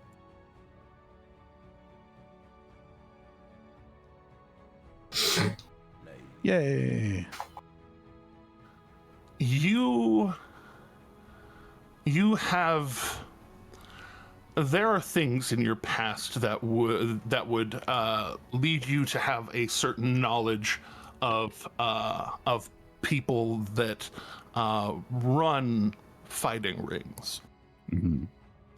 And with that knowledge comes the comprehension that to everybody else that constructed man is supposed to just look like a dude and hit like a piece of metal. That's screwed up. And this is the person they're putting Doomerin up against? He's one of them. Okay. Almost like either that guy is gonna go and soften him up for the real struggle, or he is supposed to be the last one standing and execute Order 66 without the actual death. Okay, so it's actually going to be. I'm seeing what might actually be a challenge for Doomerin. Yes, indeed. And as if the last fight was. You can, yeah, right. As if. I think I know what Luca is going to say to Doomerin about that. Luca would just kind of lean over and nudge Doomerin and just, hey, you see that one? Yeah. Careful with that one. He's going to hit like he's made of iron. You didn't look that tough. It's because he's made of iron, Doomerin. Just don't tell anybody that. Is there anything about doing an enhance ability? But I think enhance ability wouldn't really help in my scenario. It doesn't help in fights. It's not a combat spell. But to surmise it down a little bit better. Indeed. I can give you bless as well. Going into this fight. Remember, we can't put anything on him. He already did that. Yeah, that was for the comment. This is Yeah. just a brawl. But hey, hold on. Remember that in a setting like this, if you do something to influence, you could be perceived as cheating, and that would still be pretty bad. So just go for a little. It would have been on like on the walk just here. let Doomerin just compete as he is. Oh, I He's know. really Agreed. strong. He's got a good chance. He's good Oh, at this. I don't Let doubt him just you. let I him just don't And I compete. doubt think that. I I think just it's want just to gonna be a help. skill check anyway, guys. Like this is Yeah. gonna be Yeah. like, Yeah. Don't worry. Yeah. Yeah, this one's everything's gonna be fine. No Not matter doing what. another Let's long. not- Yeah, not doing a long combat this time. 1v1 or 1v4. that was fun. But- But Can One. can we do Bardic Inspirational? Because like I have a Yes, you can. So that was going to be my reassurance is those of you who can non-magically inspire, if you see him struggling and as part of it, I will allow it to be post roll. You can decide if you're going to give inspiration, because it's like this is protracted combat narrowed. So if you see that he's struggling, you can throw him out a D8 or D6. Hey, Alec. yeah. Are you, if you'd like, I've butted just a quick deal with the establishment owner. He's going to pay 10 gold pieces for us to play some music during this fight. I'll split that evenly with you if you want to join me. We can provide some music and extra entertainment. Maybe throw some prestidigitations around, try to spice things up, make things look really flashy. Would you be up for that?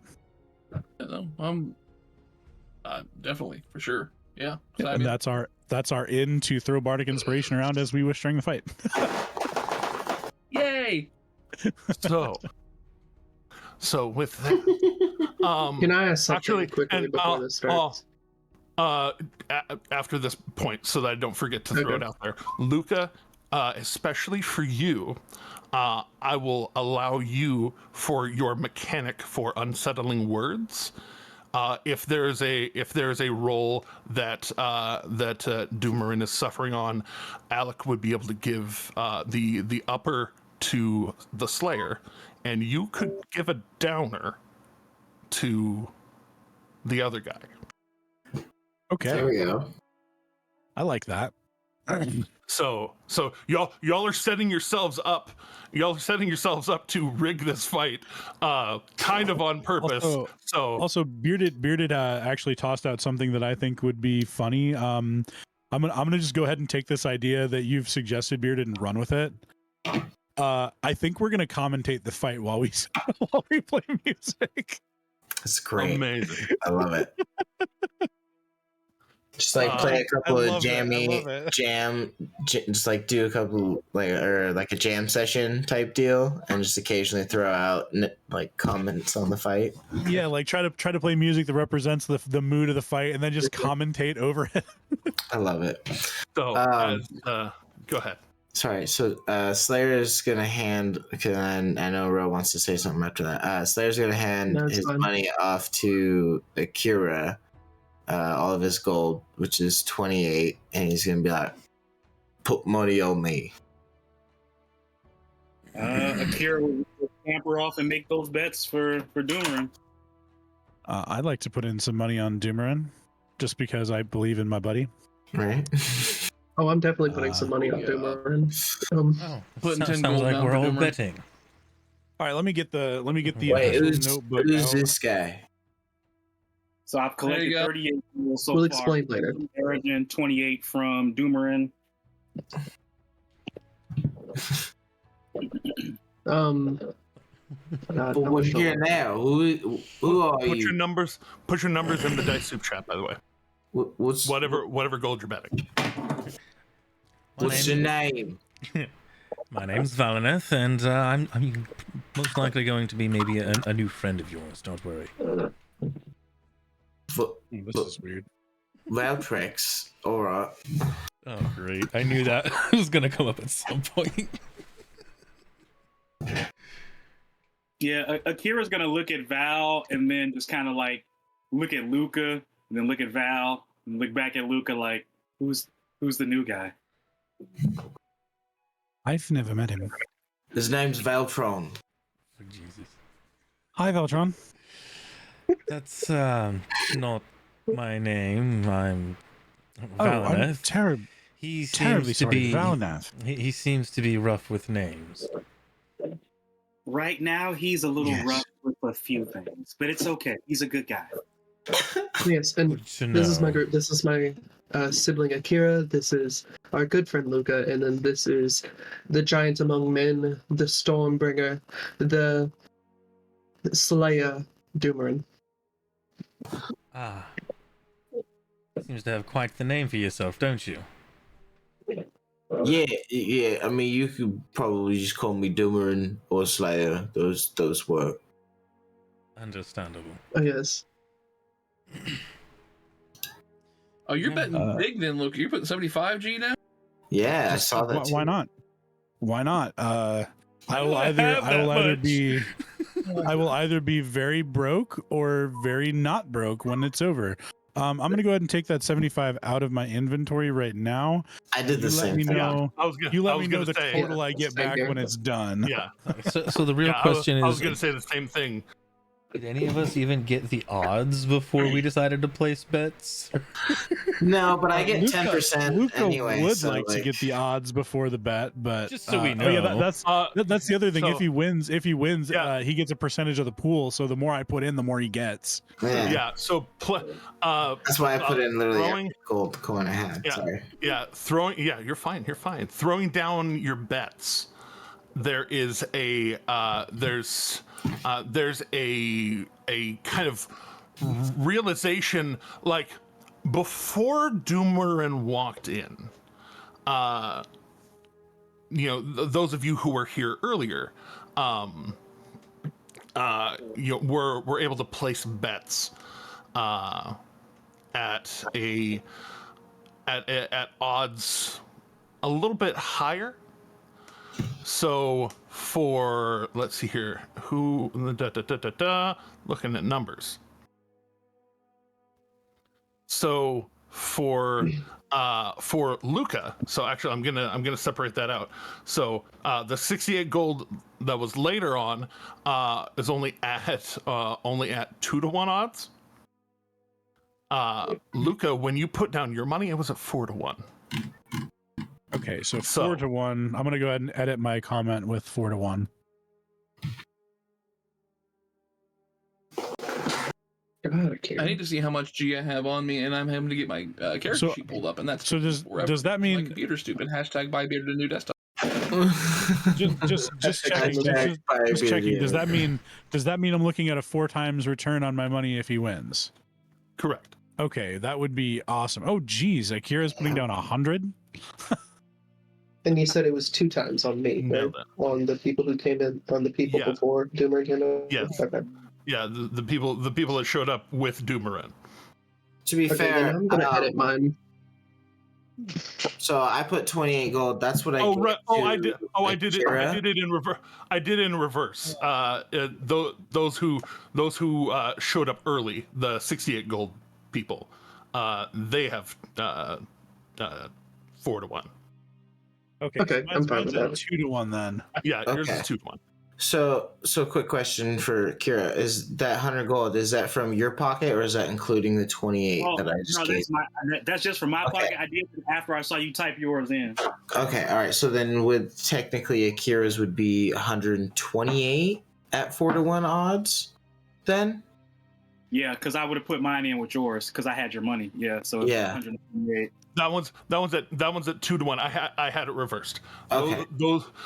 Those with Slayer 2-to-1. Those before Slayer 4-to-1.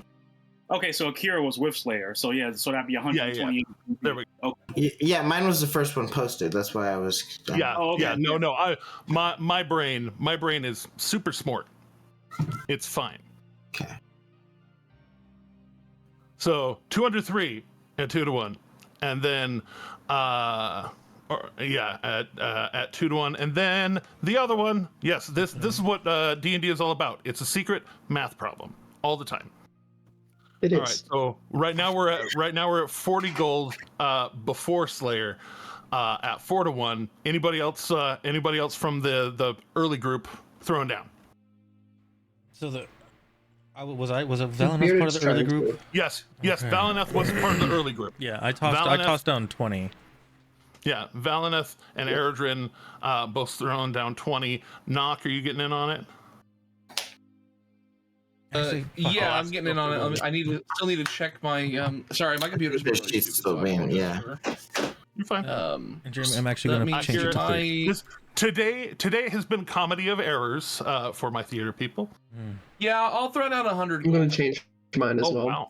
I'm gonna go to the bathroom real quick. I'm sorry. Gotcha. And Jeremy, All right, I added 10 more gold I see for that. mine. Okay. Just making sure. I see that. All right, so 70, 170 on Fort. Okay. Yeah, let me edit that. I forget All how of much us just platinum I getting have. just taking bets here. This is great. Yeah. No, I get to be bookie. I get to be a bouncer. I get to herd. I get to be a sheep herder. But for You cats, can do it all. Cat Like, it's murder, fine. yeah.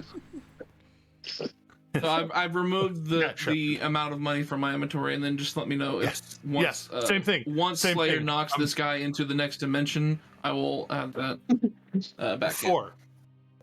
Four guys. Well, still, all the guys. It is gauntlet style, right? Once he takes them all out. Indeed. All right. So, wait. No, Justice is gone. Why? He's just There's went to the no bathroom. He'll be justice right for back. Dicey. I know. I'm just saying. Well, while we wait, I'd make I'm no going to justice. buy, Justice for dice soup. Jesus. specifically, I'm going to buy Valina a drink. Just because I'm still excited from earlier, so. Yep. And that is yet another PC NPC count on the Eredrin flirt board. We need a graphic for that, by the way, of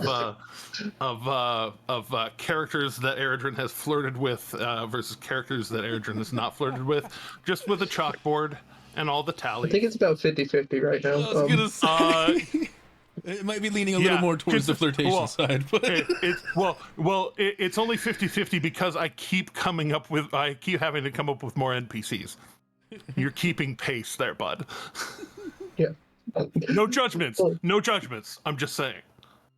And I mean, half of them are like female, so I mean, He has a type, and it seems to be fear blocks. Yeah. Anyways, natural. Moving on. So.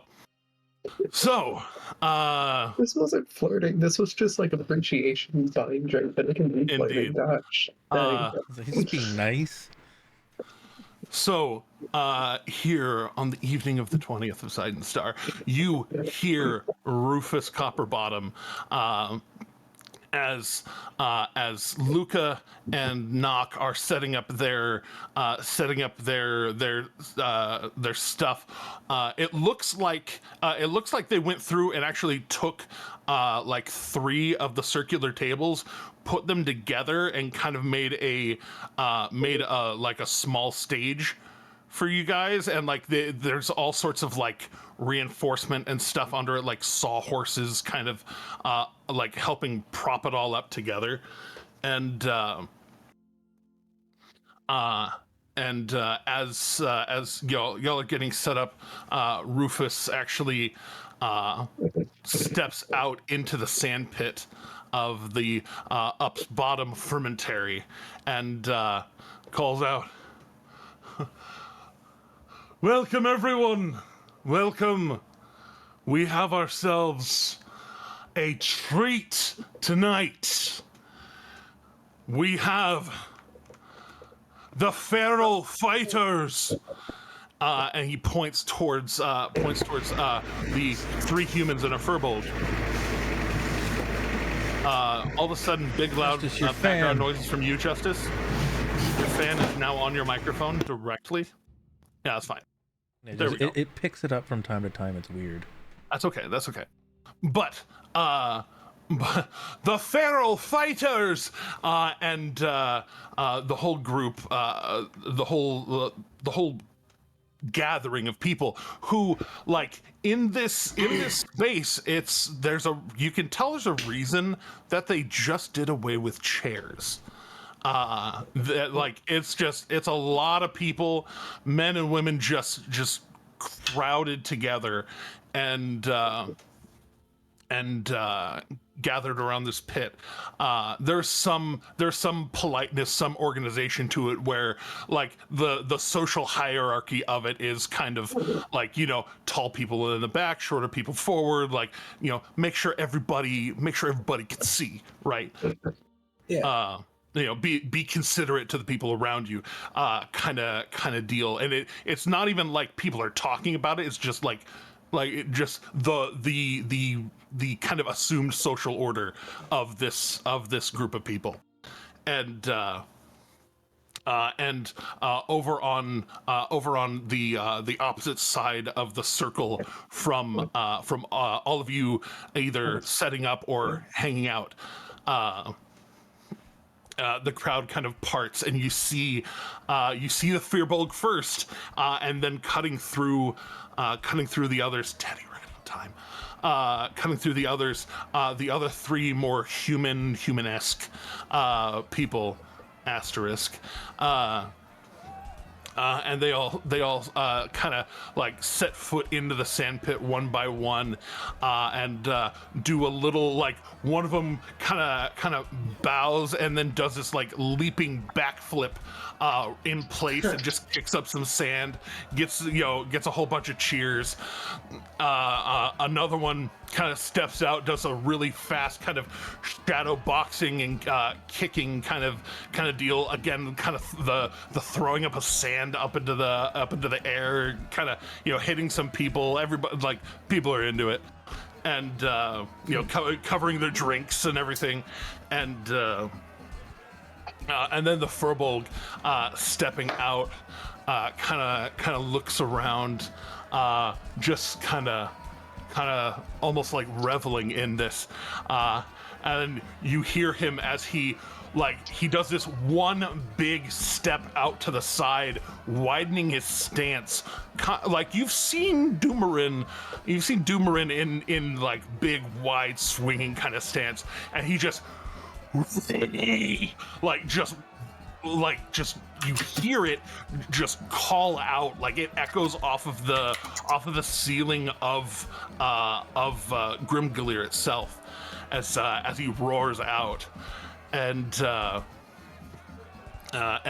he steps back into the formation, and then Rufus turns around and says, "And our feral fighters, all going up against one man from far away in the frigid north. This man came down from the mountains, and he's here for blood. Everybody, make some noise for Doomerin the Slayer!" And as he says my name, I will go ahead and slap on a channel divinity and leap from wherever I was standing with the dudes into the pit. Go ahead and just make an athletics check for me, just for funsies. Sure. For showmanship. Yeah. It's performance, but it's athletics. Yeah. So you rolled a 4. Oh, right. Rolled a 4 for a 19. So, full on from back there, and like you're still wearing your boots, right? Like. No, actually, but like. Oh, that's right. You gave this away. But I do have like obscene strength now, so like. Yeah, exactly. So just taking a couple of steps. Like, yeah. Taking a couple of steps back, and then you leap over, and just this one big flip that goes over the crowd, and you land 2 feet in the sand pit, and it's this wave of sand that sprays towards them, and you can tell like they saw you coming as you like they can kind of see you over everybody else, and then you and so like all of them kind of throw their arms up to cover their faces, except for the one that does not have real eyes. And the sand just washes over them. And there is a huge applause for that. Just an eruption of good feeling, and like some of it's cheers and some of it's whoa, like awe, like actual awe, not just drunken cheering. And he steps forward from where he got slightly buried in sand, and Rufus says, "All right, our challenger to the feral fighters, take the center ring." And as he guides you to the middle of the pit, the other 4 guys go and they kind of post up in cardinal directions around you, and he says, "This is a one-on-one match, and once one of the feral fighters is not down, the next will take his place, and so forth until either they come out victorious or the Slayer from the mountains takes his crown." And how close are we to the action, Jeremy? Y'all are basically ringside. Most of y'all are between middle and tall for humans, but even though there's a significant like dwarf, gnome, halfling population in this town, the demo here is that of them being forward, but it's not that thick. Gotcha. You're basically maybe 15-20 feet away from sand. Okay, cool. And as the musicians are setting up, go ahead and begin you begin your performance. Go ahead and you two throw performance rolls. Performance. Not a natural 1. Look at that. Finally, not a natural 1. We love that for you. Is Luca back? There he is. All right. Well, double 23s. Look at that. Hell yeah. Hell yeah. Which means you rolled much lower than I did. Yeah. Love it. Yeah. Still dual 23s. I love yes. So as y'all start up the jam, and start. You said you were gonna be orating the fight between them. Well, that must be the Slayer there, Alan. I don't know about you, but I am slain. Well, looks like with that height, the most thing he's known for slaying is doorways. And then we just go into. I got the pan flute going. We have someone in the back doing it. ESP and the Ocho over here. Indeed. So. And the Ocho? Yes. If anything closely resembles a sport, we have it. Indeed. Which is why That's where I learned about professional slap competitions. Okay. Anyways, so that's a real thing. So, Justice. Yes. Justice. Mechanically speaking, we are going to have a best of 5 rolls because the variables are going to be different on each one, and I'm going to tell you what they are on each one, and just roll them out in the open. So, with that, the smallest of those humans is about 5'10", 5'11", and it basically goes up. It's like 5'11", 6'2", 6'3", and then 7.5, still shorter than you, Yeah. but it's like 7.5 feet tall. Yeah. And the smaller of them steps forward first and kind of starts cracking his neck, as he approaches, you see him kind of looking a little bit cocky, a little bit wiry, but he looks down at your necklace just for a half second, and you and this is kind of a wisdom thing, an insightful thing. Yeah. It's a low enough insight to tell that he looked at your necklace and looked back up at you, and he smiles bigger, and kind of starts dancing a little bit faster. He's like, "Oh, this is gonna be fun," and so. Going in for athletics on athletics. Do you have any rages left, or you used the last one today? No, I've got rages left. Okay. So so depending on how hard your successes or failures are will depend on how fast this goes. Fair enough. Yeah. All right. Well, I'll definitely pop. So there may be a point. So I already had advantage anyway, but okay. Oh, okay. Yeah. It was mostly just for the distance, honestly. Then in that case, that's going to adjust. That's going to adjust what they can roll then, because a couple of them would have advantage for reasons, but in that case. Those that did not have advantage will have disadvantage against you. Fair enough. And those that would have advantage will have straight rolls.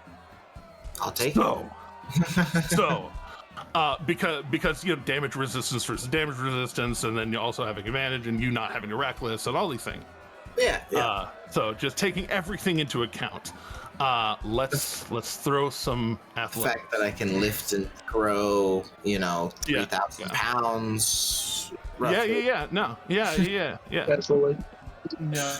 That's just bench pressing. That won't have any bearing on this.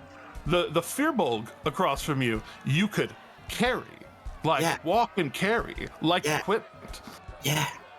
All right, so go ahead and this first set, go ahead and throw your athletics. Rolling athletics, advantage. Jesus. It's 34.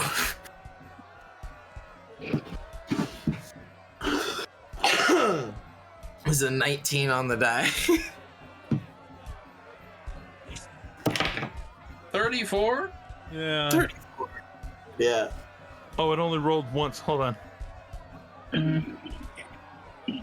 Well, I still it couldn't hit that number if it tried. Oh yeah, no. I It's know, the I know. difference. I know. It's the difference. Yeah. It just makes me laugh.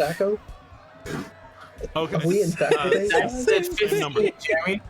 Yeah. Survey says 19 points between you.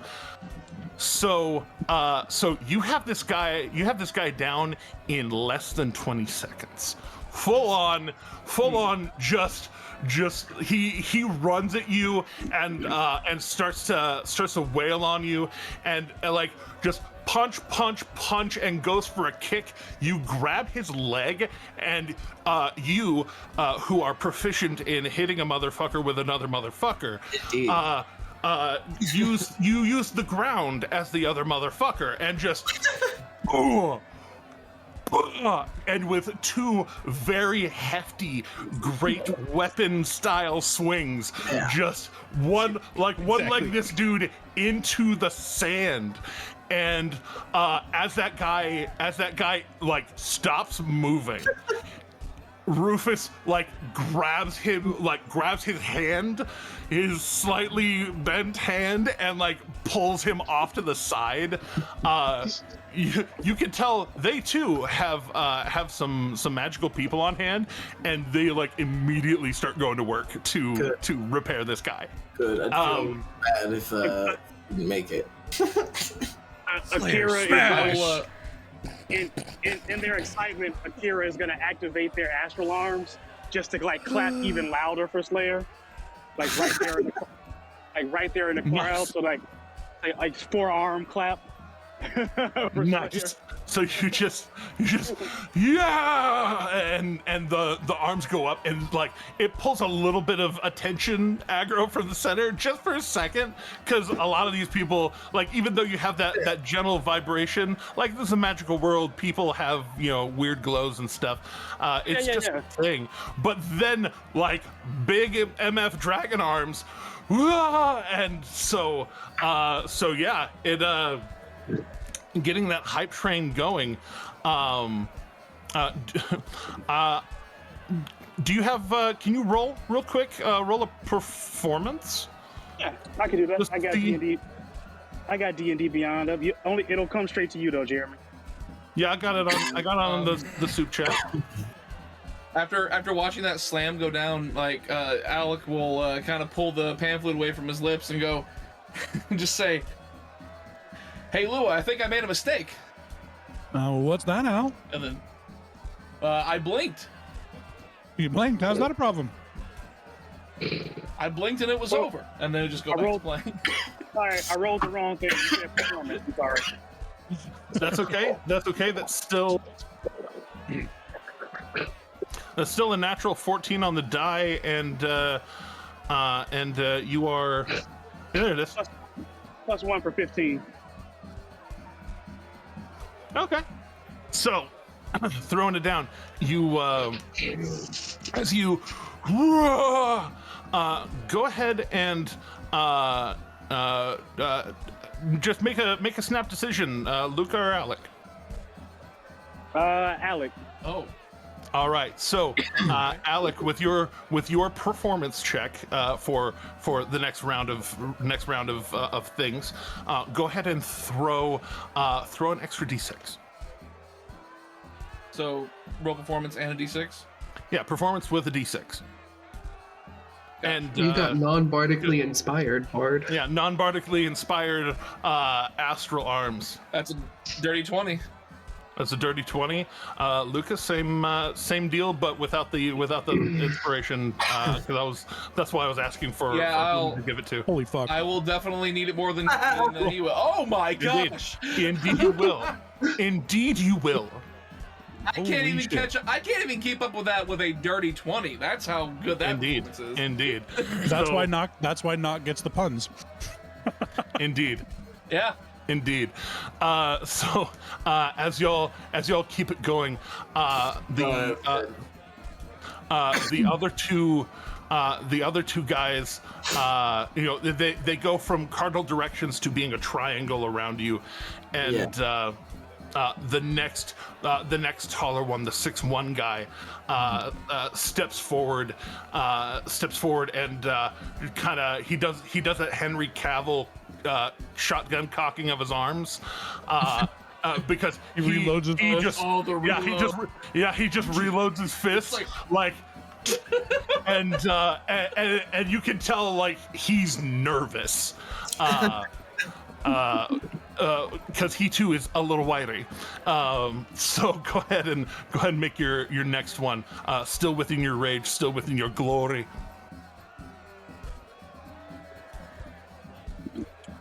It's 30. Jesus. So 15 on the die. Oh, that's what I did. I rolled 1d20, keep lowest one, not 2d20. Ha ha ha.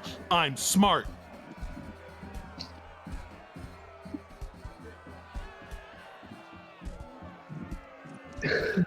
All right. So the distance is a little bit smaller. It's only 13. Sorry, this is amazing. I love this. I love this for you. And then I'll do another call. Sorry, go ahead, do your thing. Sorry. No, you're good. Yeah. How do you want to do this to this fucking guy? Yeah. So yeah, he kind of walks up. You know. I mean, the difference is a lot less. So like, we'll say, I mean, I definitely feel his blows a little bit more, so like I definitely like get my guard up a little bit and like let him like work my body a few times. Then I just like bring my knee up into his stomach, like diaphragm area, really knock the wind out of him, and then just lifts off the ground momentarily. Yeah, lift him off the ground momentarily for sure, and then just give him like a good uppercut, and then like a big old right-handed haymaker for like a 1-2, and just put him back into the dirt.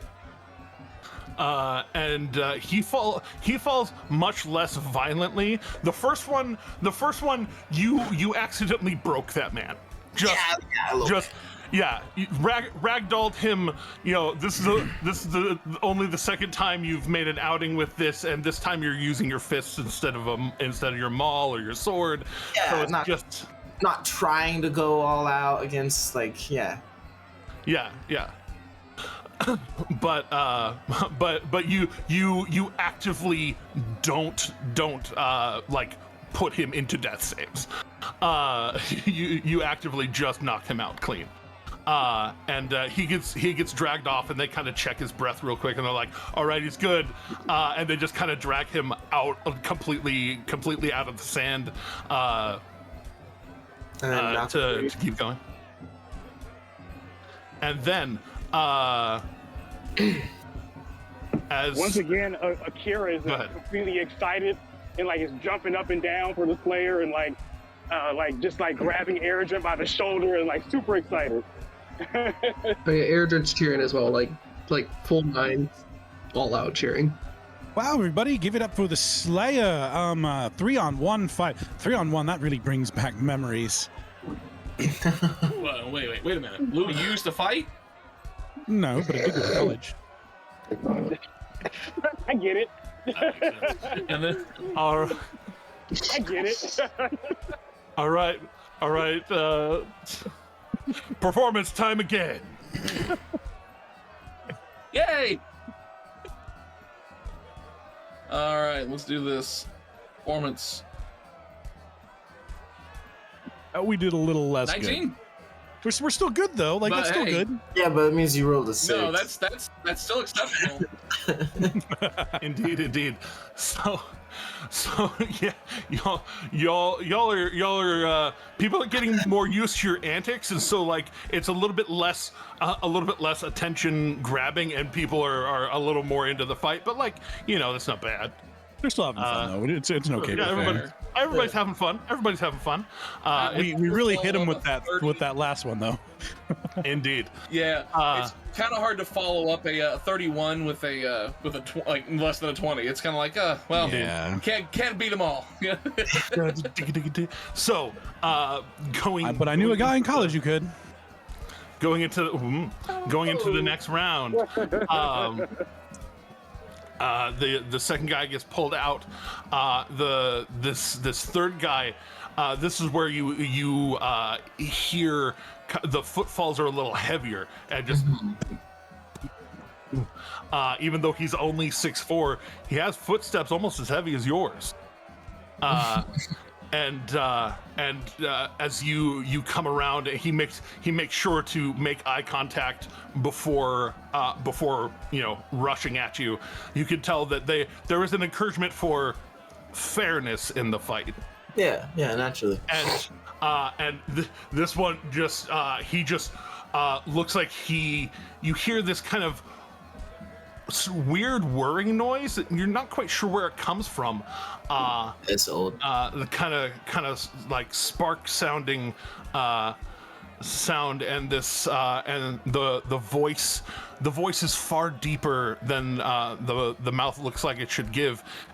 You hear rage executing as he runs forward, and go ahead and make another one. This one will not be a disadvantage. For him, yeah. Yeah, for him.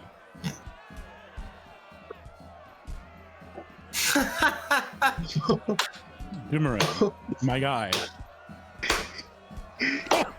Jesus! Oh, My that's guy, so Boomerang. funny. What are you doing here? He's gonna kill everybody. He really wants to win this fight. I break this man machine. Oh, So it is far, far closer Oh yeah. than you perhaps thought it would be.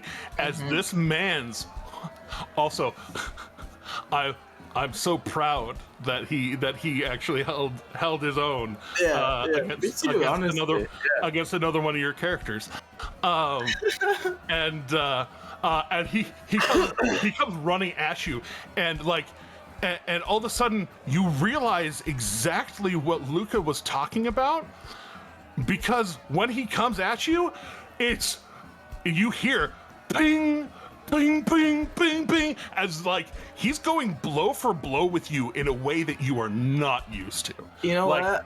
For flavor, I'll even go ahead and say I burned my last Stone's Endurance that I have in that fight, probably. Okay. Upon hearing the pings, Alec will chime in real quick and just kind of like he'll stop his lute and his pan flute and go, "Man, it sounds to me like this fighter's made of steel drums." Oh, wait a minute. What was that you said? The fighter, steel drums. Oh, damn. Freeloaders take anything that isn't bolted down.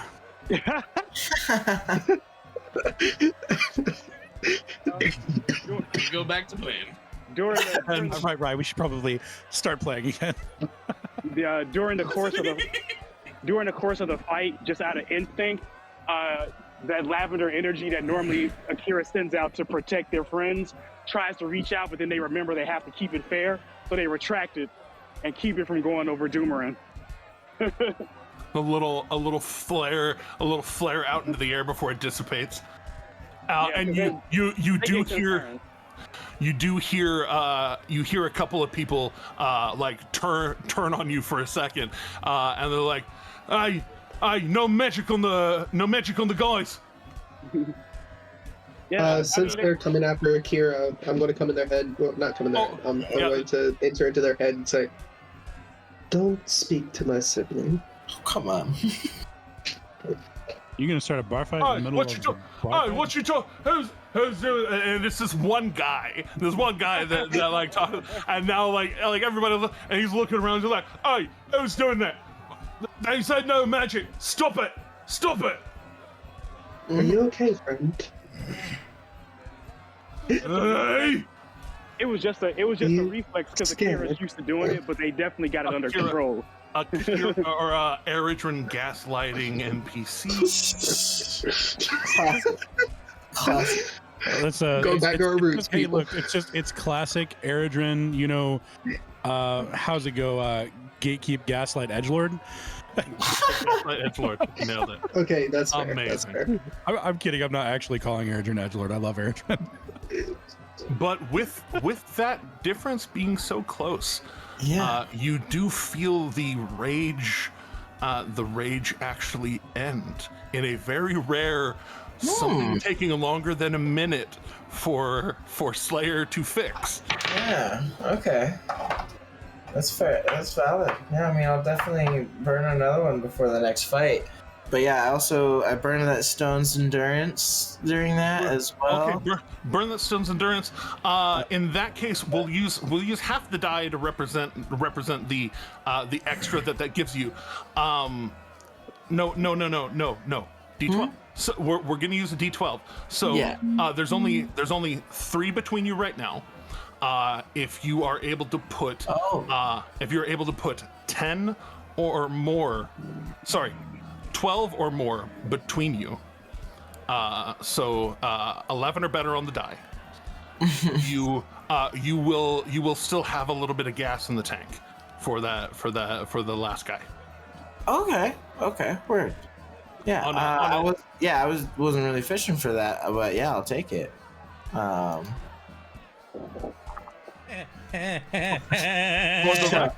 For the record, that's a 16. For those who are listening in, that is a 16 total. Yeah, it's 12 plus 4. With that, with that, it's close. It's close. Oh yeah, definitely. But you've got about two rounds of battle Sure. left. And so with that, go into this last one. He will still be at disadvantage canceling the regular rather than him actually getting advantage too. Fair enough. All right. We want another performance from the boys as well. Yes, the boys.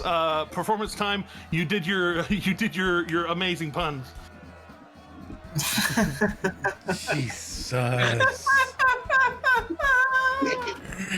You're just not making it easy for this guy. No.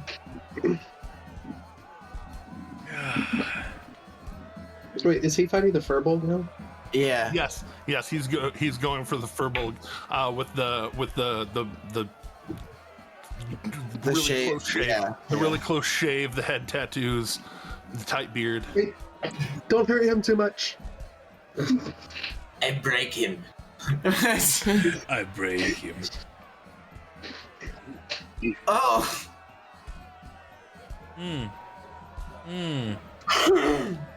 So with that, Damn. as you ding ding ding, kind of going blow for blow, and then you absolutely tank like this heavy hit that the mechanical man puts on you. Like he goes for like basically tries to hit you like center of the forehead, like David style, hit you, knock you out, but like you headbutt into his fist, like angle it because you know how to headbutt. You are somewhat of a tavern brawler, and you tilt your head down to the point where it just meets it and just like reverberates through his arm, and you hear a click, and the arm kind of goes limp, and then follow through and just like step forward, place him on the ground, and just on his chest, and not like it's not that he completely shuts down, but you feel the kind of indent. No, the Warforged. You kind of feel the dent as you step over him, and then you go up towards the Furbolg, who all this bluster, all this the showmanship beforehand, and he's been keeping the hype train going, calling out to his boys, calling out, giving all this encouragement, and then you put the other guy down, step. And with that, you even accidentally kick off his hat into the sand. And as you step forward, this guy looks like he's raging, running towards you, and you just arm out, like feign that you're going for a swing, but then like just lean, almost dabbing on him as you just follow through, clothesline him to the ground, and just kneel on his chest with all of your weight, all of your strength, and just in an Eridrin dream, you bang this guy like a drum. And just punch him in the face until he stops. Hey, wait a minute, ally. I thought they said no magic. Oh, yeah. Well, why do you ask? Well, watching this fight makes it feel like somebody cast a ray of sickness on me here. Oh, well. I know you're right there, because it looks like somebody cast Tasha's hideous countenance on that guy. Damn.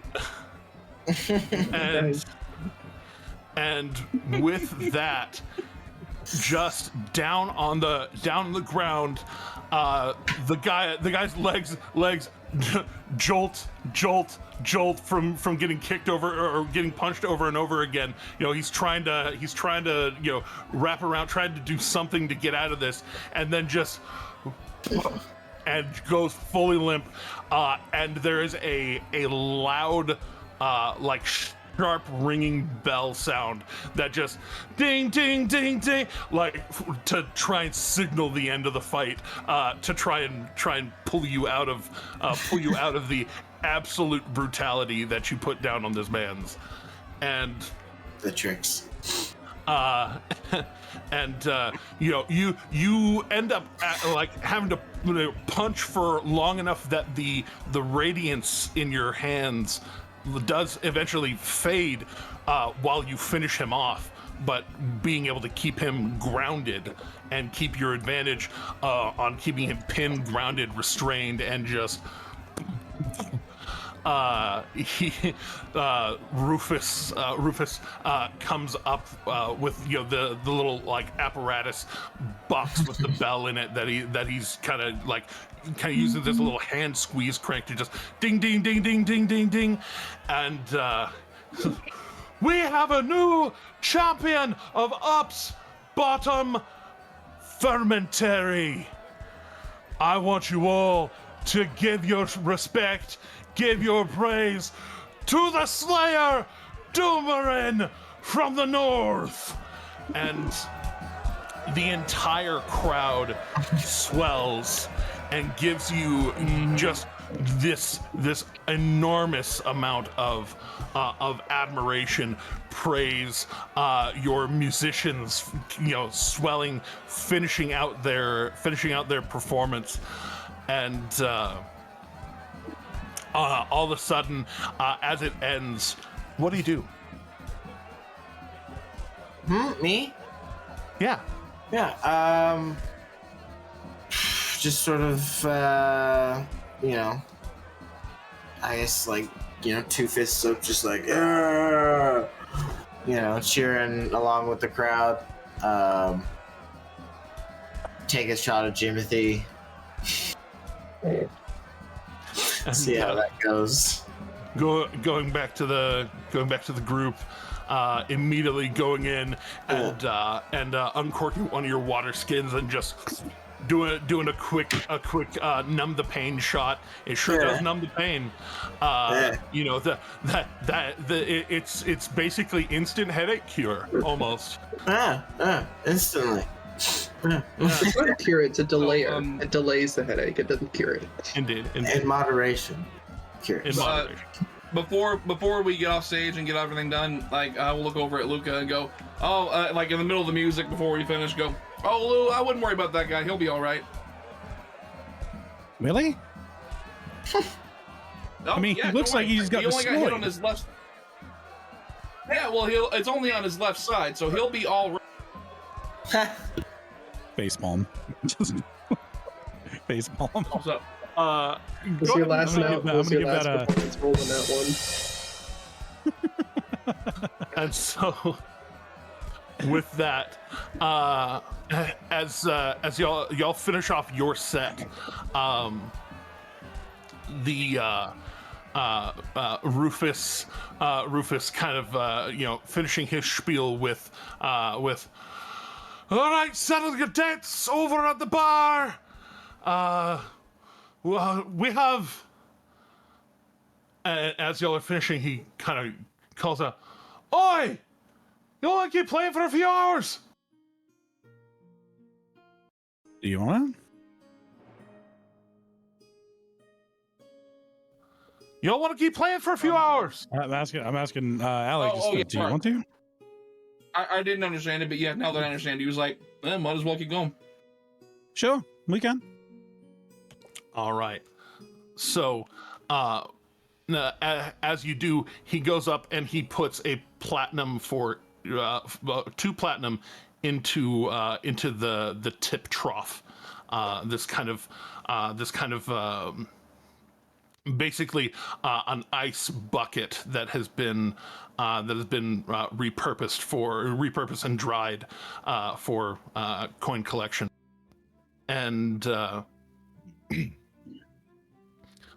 as the night continues, keeping up that pretty averaging above 20, well above 20, might I add.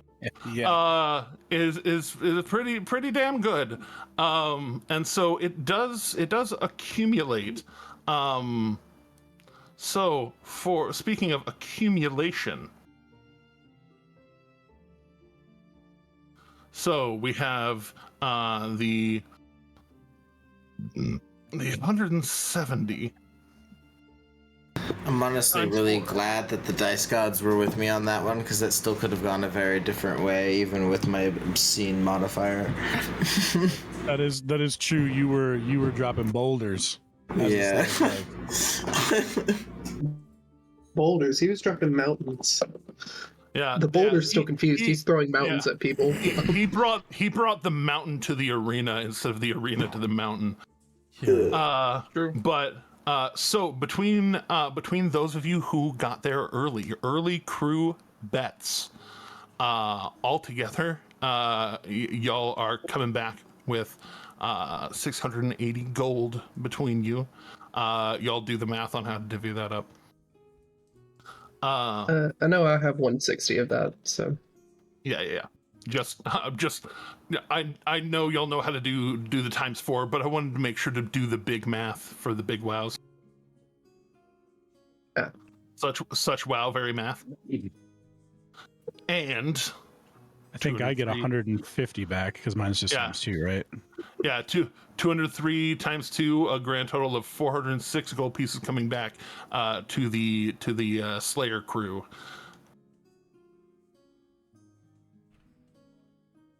Not bad. Not a bad night's earnings for one man's work, no, three men's work. Yeah, that So was. I put down 100 gold. How much did I get back? You get 2. No, you came back with early crew. You got 4.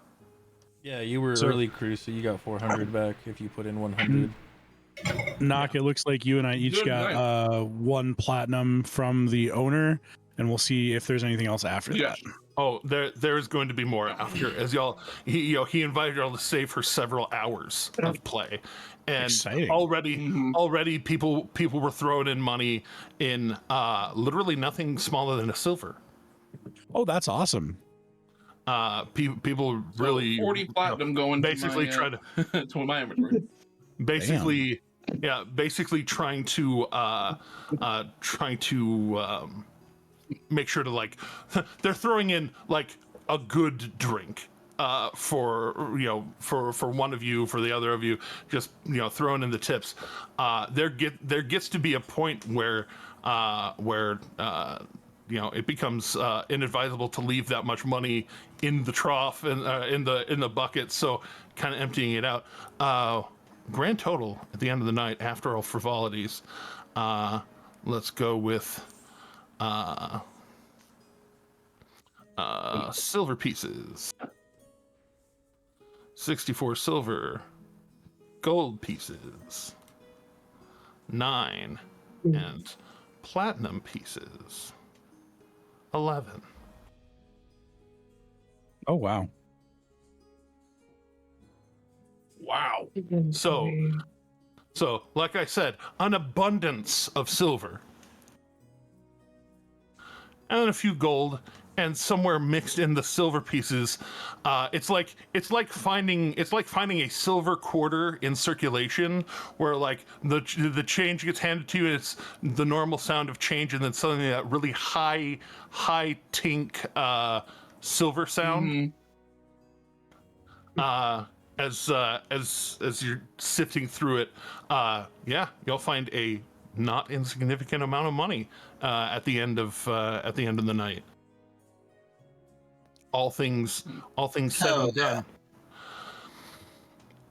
Quite a profitable evening. Let's just say that. Even for the new guy.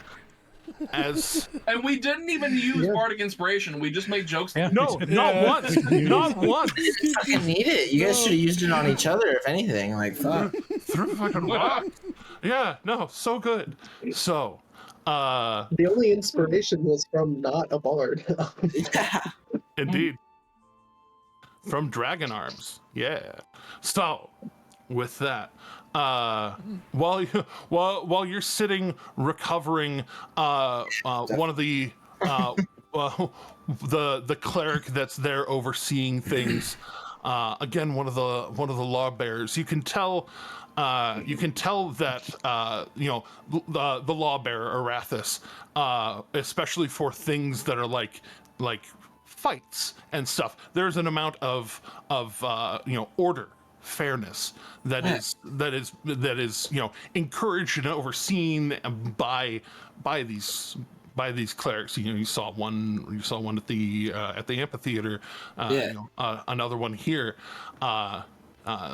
They heal you up a bit, and while they're kind of tending to your wounds, both with the magical and the mundane, they have some numbing salves and actually dabbing off some of the blood and wrapping some of the wounds. They ask you, and where did you learn how to fight like that? That was not even fair. Oh, that I learned that from my family up back up in the mountains to the far north in Borovka. So it's a big old orc settlement up there. Oh yes, Yeah. I am familiar with the Wildlands a little bit. What brought you all the way down into the Empire? Well, I was just wondering mostly, and then I ran into some people who needed help, and so I decided to help them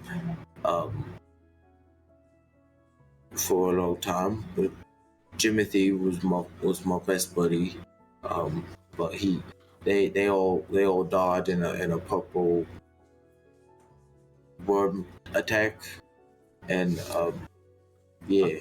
So Purple worm, that's wild, amazing. Yeah. And so I just sort of done mercenary work and just kept wondering, I've got to make it to. There was a place Timothy mentioned.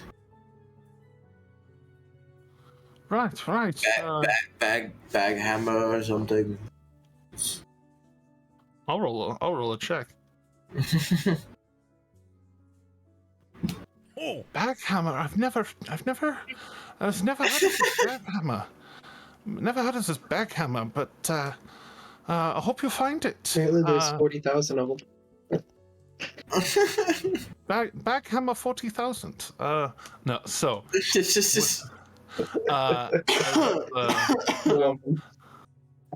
As they continue,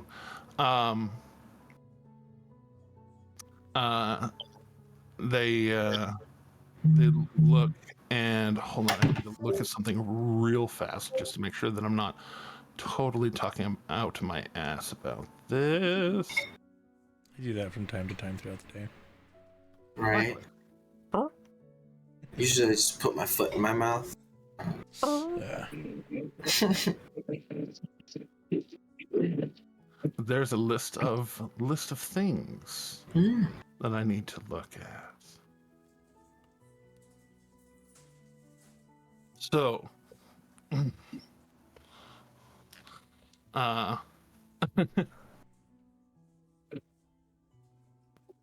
as they are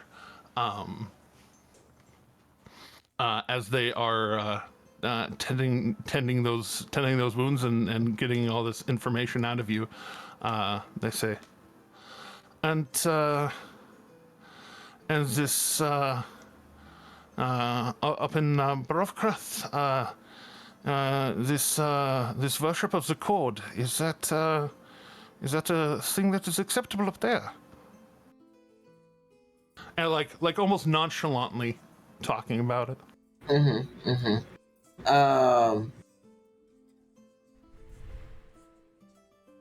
Oh gosh. I mean, that's okay. Help. I mean, Slayer probably doesn't know much about it, honestly. I guess so. I'll keep it that way. I mean, yeah. There's like a big old temple up there. Did you know that the worship of this god in the Empire's civilized areas are forbidden? I don't actually recall. Did Slayer know that? Does he remember that? He had been informed of it previously. But roll a history check with your +1. Yeah. Hey, it's not 0. It's not zero. Where's that insight? What? That's okay. That's okay. Same number. It is the same number. Yeah. Unless one below. Whatever. Yeah. Yeah. Same number. But anyway. Shrug about Yeah. That doesn't sound familiar to me. No, I don't think I've ever heard that. And kind of trying to ascertain you a little bit. They look you over. This is the truth. Then I suppose this will be your warning. You should put the necklace away, and perhaps not display it while you are within the walls of Grimglia. Gotcha. Yeah. Why is it bad? This is against the wishes of our Lord King Dwentel. Is he? Well, he's the king of the Dwendalian Empire. This is where we are. This is where we are. Yeah. And, okay. And Thelocrat Bruder is very strict about such things, but there is no justice without mercy. A commission of a crime is only conditional on knowing that it is a crime. Well, it's good. Yeah. Okay. So, well, yeah, I'll keep this tucked away in the future. Then, yeah. Yes. And, maybe I should go to where would I find this Thablecraft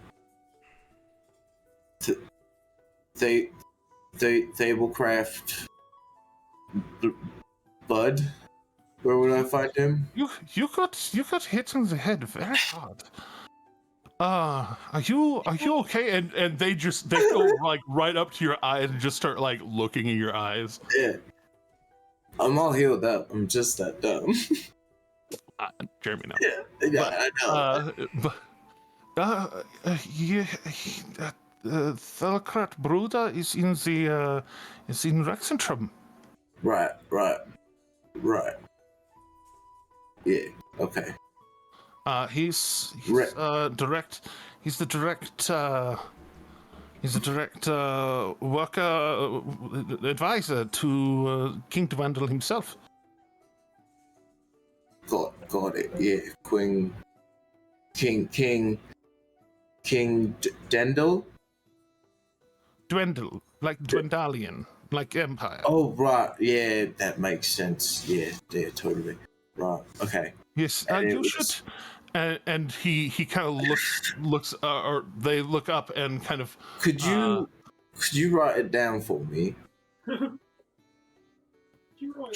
Perhaps I don't have writing implements on me currently. And one of us jump in and save this cleric and just say, "Wait a minute." Yeah. He's just frantically looking around for help. Like, somebody talk to this idiot, please. Valineth is just entertaining himself watching this go down. And well, if no one else volunteers, I'll step in and say, I'll remember it. Seeing you take interest, they turn and ask you for writing stuff, and then you say you'll remember. And oh, good. I was worried. You are his manager? Just Yeah, he a friend. is. Yes, he is. All of Kira's- us, and I'm going to point around to the group. Akira's are going to say yes. Aragorn is his manager. you are all the. Do you all know that this Doomerin is in violation of Dwendalian law with the No. What do you... hard deception check. I'll roll deception. Okay. I don't even know what I'm you're fine with talking that. about. I don't know what we're 15. talking about. Do I need to roll a psionic die? You probably do. Yeah, we're just passing through. Okay. I've only known this man for Let me find my psionic die. a few hours. Who is this man? 17. Is that any better? They look, 17. they look at you and squint and say, I don't like the way that you are embellishing the truth. And I don't like your threatening of us with laws. Ed. Ooh. Oh, what are you talking about? Is what I'll say out loud after I say that in his head. Oh, you are one of them. Hey, what does that mean now? One of them is just because he's green. You can't be talking to people like that. It's a very progressive place. No, this is good. This is good. Good to know. There was a shake-up at Priory recently.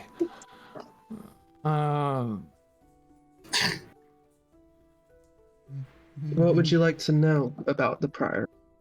Or what would you like to forget about it? Uh-oh. And I'm trying to intimidate here. Yeah, I'm fully yeah, trying to intimidate. Yeah, they stand up a little straighter as you try and loom over them. They stand up straight, shorter than you. You know, good 5'8", 5'9", humanish. A little bit androgynous. Not quite sure whether male or female. Not quite sure of race exactly. I feel like I can read this situation a little bit, and I'm just gonna like stand up to try to assist the intimidate, since that's what we're. And I'm summoning my echo as well. I'm not trying to start a fight. I'm just trying to intimidate. And they stand tall in front of the 2 3/4 of you, and I will have you know that I am well respected in this town. Good for you. Take a swing on me. I wouldn't lower myself to that, and I'm going to squat down to his height, or to their height. Akira's going to nuts. Akira's going to intercede here and say, "Okay, I think we need to bring this down a few levels. There's no need for pushing. Let's use our words." You see, I am a deputized member of the Crown's Guard, and an officer. Good for you. In the righteous brand. I am here, making sure order is kept. I keep the laws. I do not make them. You want them changed? You go to Rexentrum. You get them changed.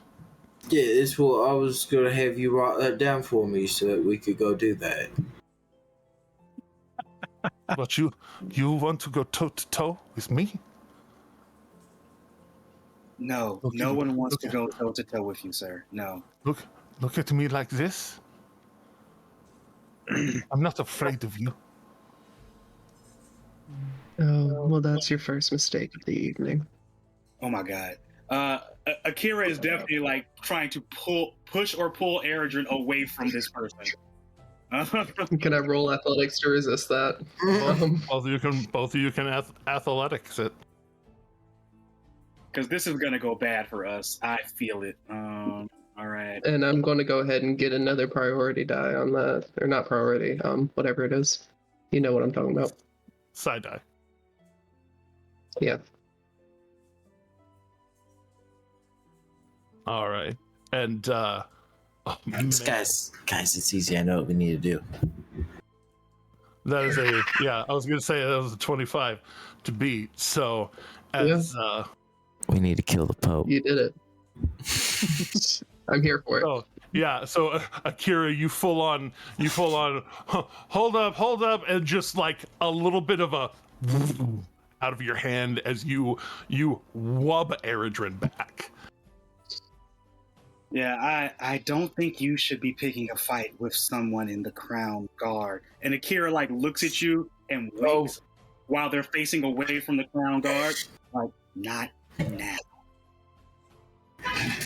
Oh, crowds called. Yeah, no, this utmost respect for your opus. Dankeschön. Now. Yeah, Akira is very much like, not now. Not now. Thank you. How should one refer to you? Looking at Akira. Akira was gonna look at him and say, "The person who may have just saved your reputation, sir." And I'm just gonna walk off and pull Eredrin. Oh my God! I do have. Please, I actually have questions. And they try to follow. If you have any questions, you'll have to lock me up, and I'm just gonna start walking away. Much like any sort of like de-escalation fight, Akira is like steadily shoving Eredrin away. Like, stop talking to him. Oh, so you are admitting to some association then? Yes? Tell me what law I've broken. Tell me what law I've broken. And as you continue the instigation, they draw a glyph, and this necklace set around their neck flashes with this golden light, and you hear a vibrating version of their voice, loud, very loud, say, "Kinsfolk of yours were murdered at the Priory. People I know from in town. People that I respected. If you have any information, I need to know it." And like the crowd, jovial as it was, there's a little bit of a hush. Does Slayer remember what happened at the Priory? Make a history check. I'll say at 4 intelligence, I would not normally make you roll a history check. I know it's like... Upon hearing that statement, Akira will stop and look at Eredrin. Fucking shit, no. And they will look directly into Eredrin's eyes and say in their mind, maybe we should hear him out.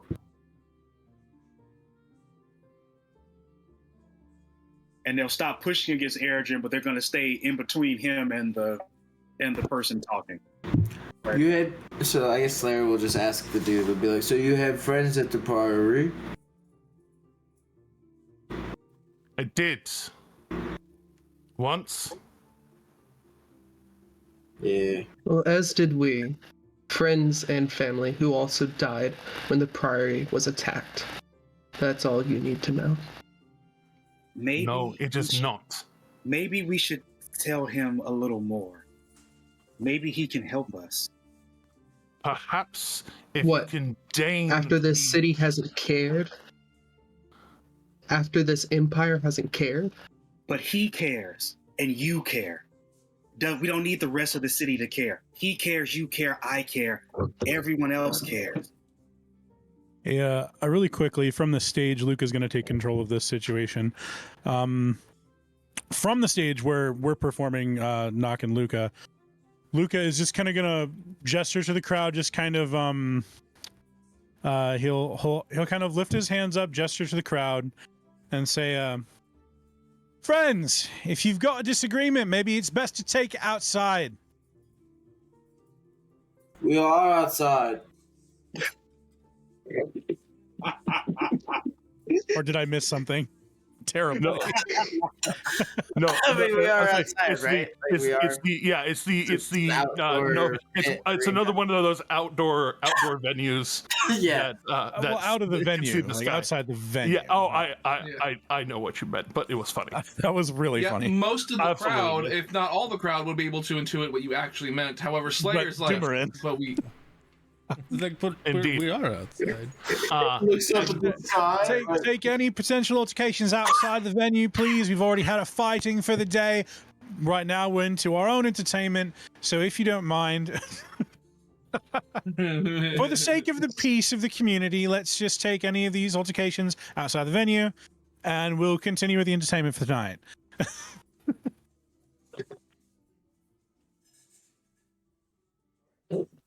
And That seems fair. I don't want to be giving this guy the the audience he's trying to use against you guys.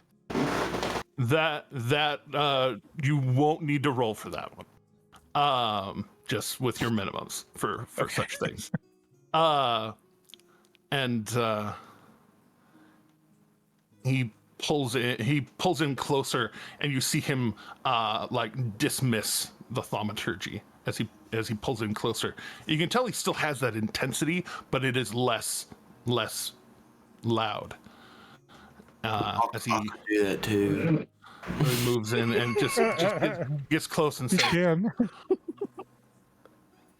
all that we have seen, all that we have tried to find has been for naught.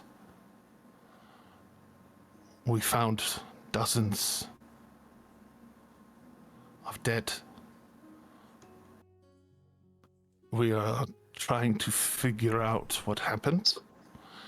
If you would be so kind, perhaps to stay within town tonight and perhaps come see me tomorrow.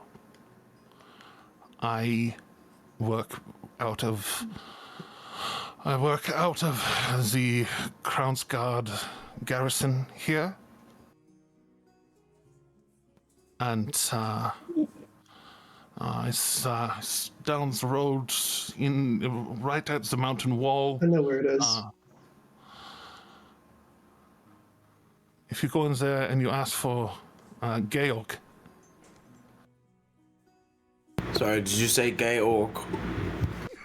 I knew you were going to draw attention to it. Actually, surprisingly, yes. That is exactly what I said. Okay. Amazing. Georg, make a persuasion check at disadvantage.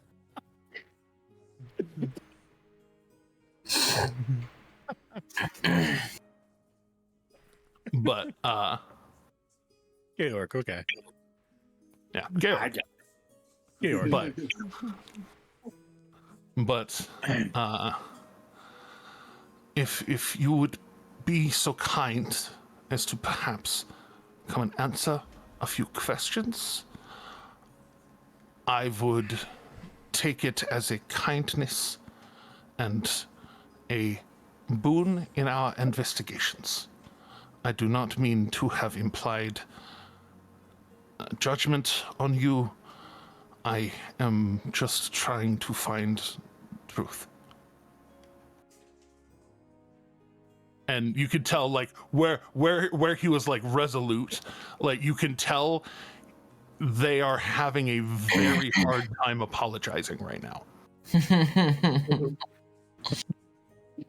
like a as someone public who's call equal out to stop to him from being a accusation. dick. Akira, while understanding Eredrin's side, it definitely it's just I think we should maybe talk to him. What could it hurt? My head. I'm in Akira's head. I'm gonna say, should we just go ahead and answer them now? It's up to you whenever you're ready to talk.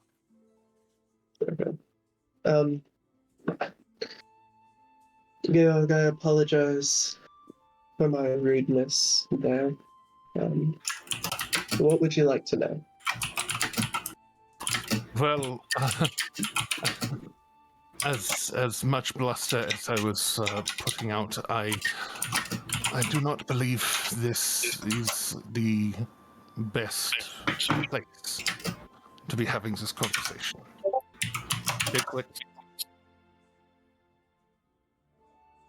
I don't believe this is the best place to be having this conversation, mostly for the possibility of being overnoticed on a investigation.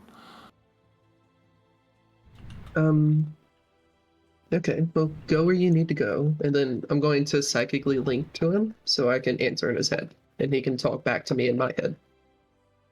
In their head. My head. Yeah. Yeah. And kind of, and I'm going to reply, ask away. There's this moment where like they jump at the actual like because there's a slight difference between just being broadcasted to and a link, and and as you go for it, we have 2 hours. Yeah, there's a moment where and like they mouth along for the first couple of seconds, but it's like, oh, this is amazing. Is this how you feel all the time? Pretty much. But you have questions? And I'm going to start walking back to the group.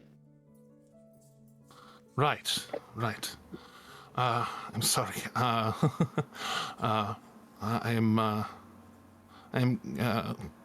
Officer Georg Nicholas of the Righteous Brand, as previously stated, and they kind of walk with you over to the bar, and out loud, like you can tell they're it's almost speech jamming between trying to speak in their heads to you and trying to speak out loud to order drinks. But once they stumble through that, I'm not helping them figure it out. No, not even a little bit. No, I figured.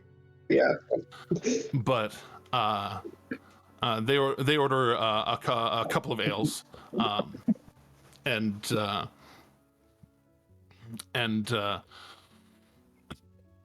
while everything's being prepared, really we were wondering what happened, because we knew this was a hub of Gith folk and the kind of how would we say it? It's a center of the community of the Gith. We were aware of the displacement from far away. It was informed to us, and this is one of the reasons that when this priory was established, that we were we just you were autonomous. You were left to your own devices. But we found people that were known to be there with other people that were not known to be there, and all of the unknowns were Gith. And that is a scary proposition. There's some sort of invasion of gift. Your origins, I do not mean to sound indelicate, but your origins are from a faraway place, from beyond the plains, and if there's suddenly more coming in, if there is infighting, if there is problems that we need to know about, is something that we need to know about. There was a lot of death. It was. So, I guess, what do you know about the history of the gift before I try to explain and spend a long time spiel? We are aware. I am aware of the. I'm aware of your group having been left in slavery for a time, and then you all escaped and came to our plane, or were on our plane already, and you found your way to Grimgalia, and one of L. Yes, Beltane. And there's a moment where like you were like, bless you. They look like they were stuttering, and then as soon as you said it, they snap and point at you. And it is more of the like, you could tell as soon as they snap and point, they're like, they already knew. They remembered. Or they were already remembering. They were making sure you were who you said you were, basically. Yeah, I get what you're getting at. Kind of like the pretend. Yeah, I know. Then I'll jump in. I'll say, well, sometimes it's hard to tell, but there are two factions of Gith in the Astral Sea. They're what I am, the Githyanki, and there's another group named the Githzai. We used to all be one Gith when we first broke free of the Illithid millennia. There we go. That's plural. Ago. Time is strange. But then, Astral. I understand. Quite. Yes. There's no real natural death in the astral plane. Anywho, but the two factions broke off due to differences and hated each other ever since. I would not expect an invasion to the scale of which you are imagining. What happened was the people who formed the Priory were taken by a group of rogue, radicalized Githzerai during a war over my hometown in the astral plane. And then we escaped, as you know, and the Priory was founded. And that same radicalized group of Githzerai specifically wanted to attack the Priory due to kind of a need for revenge and the search for a power that they hold very dear. The power that I'm using to speak to you right now. And I'm going to kind of lift up my neck. Us with that are signified by these markings, and show the markings that I got from being a soul knife on my neck. And they look in close as you show it.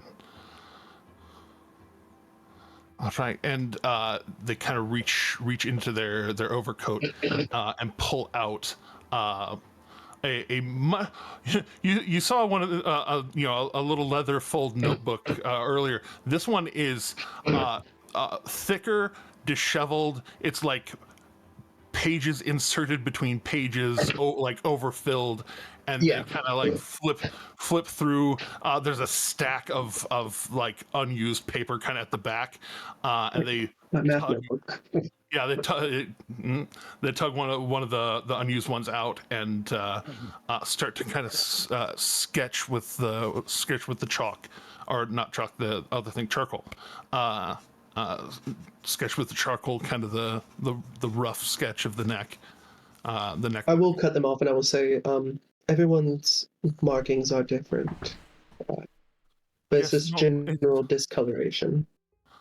And yes, no, this is and they flip back a few of the larger pages back, and there's a collection of markings that you would recognize to be similar in nature, sketched, and you see kind of next to each of them a basically a Jane Doe or John Doe dossier of like female 20 to 30, this height, that, this height, all the, the particulars of the people. And we found a number of these on a number of the dead. We were not entirely sure what it meant. So that is good information to have. Yes. So, what happened at the Priory was that a group attacked, and luckily, my friends and I were able to get down and stay it off.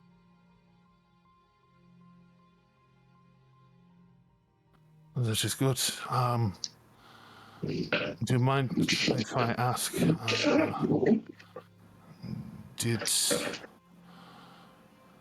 We did not find the body of El Tahain there.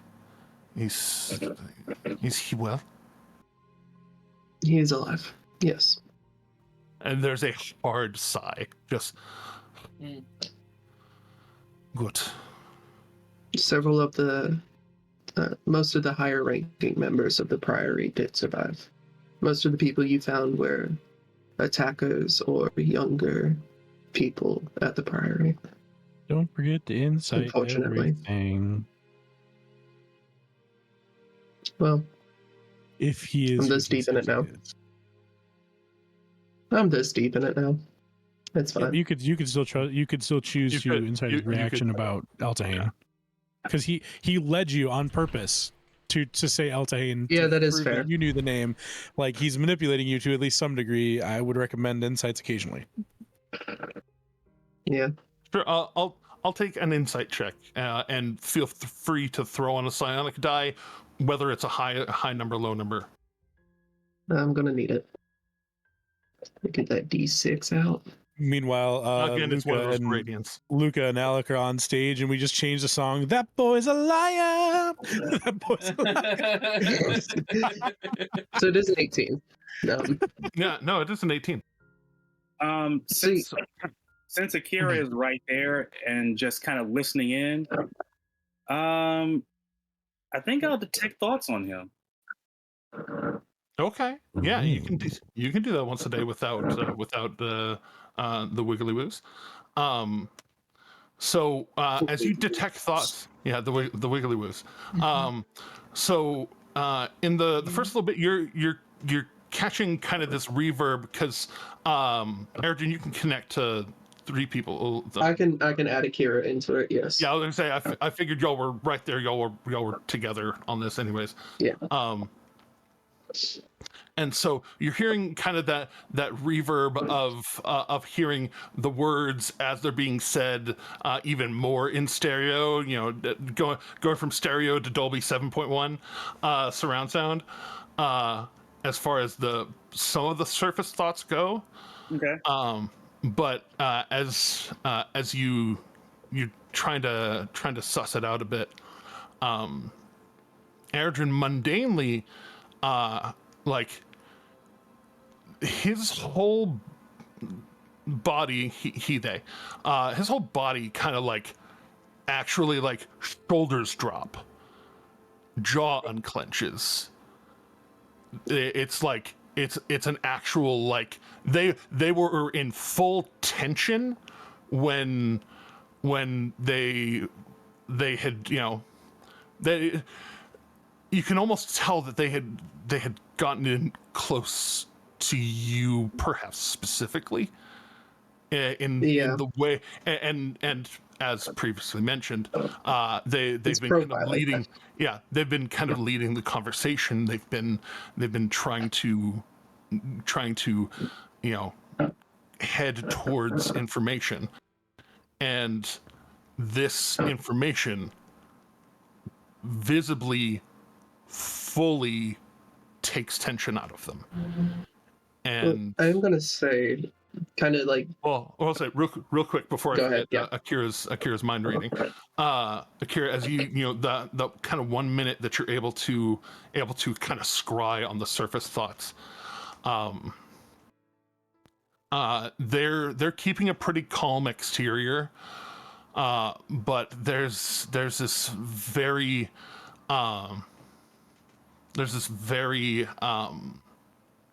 active. What languages does Akira know? Akira knows Common, Dwarvish, Giant, and Gith. Okay, so it's in a language, like their mental language is not common. But the like you don't just read language, you read visual, feeling, you know, empathy as well as telepathy. Yeah. So since they're linked into a psychic link that doesn't rely on language, you can understand them. Well, again, it's not even just that, but I was just trying to help Akira. You know. Yeah, it's even more just the detect thoughts. There's a thought of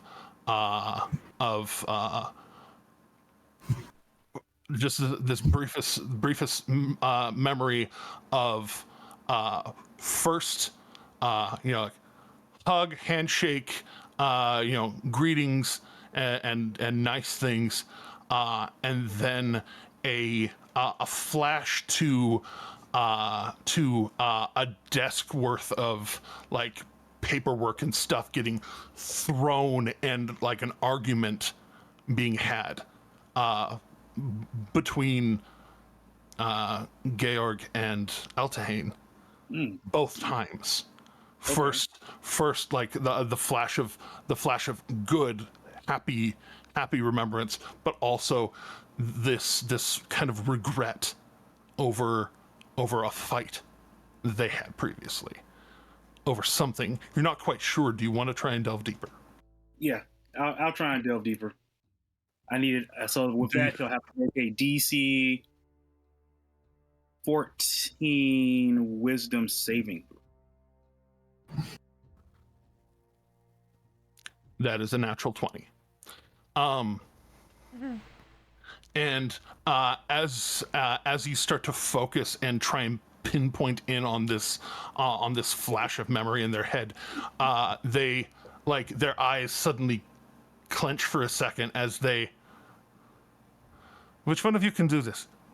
And it's not offense. It's not anger. It's. Which one of you did it? Akira will look Both directly of us can't do it and say in their head, "It was I." Oh, funny. But I can't Funny. as well. This is okay. You're. And they stop to ponder for a second. You saw me think about Ellie. And it seems you had a fight with them over something, a disagreement of some sort.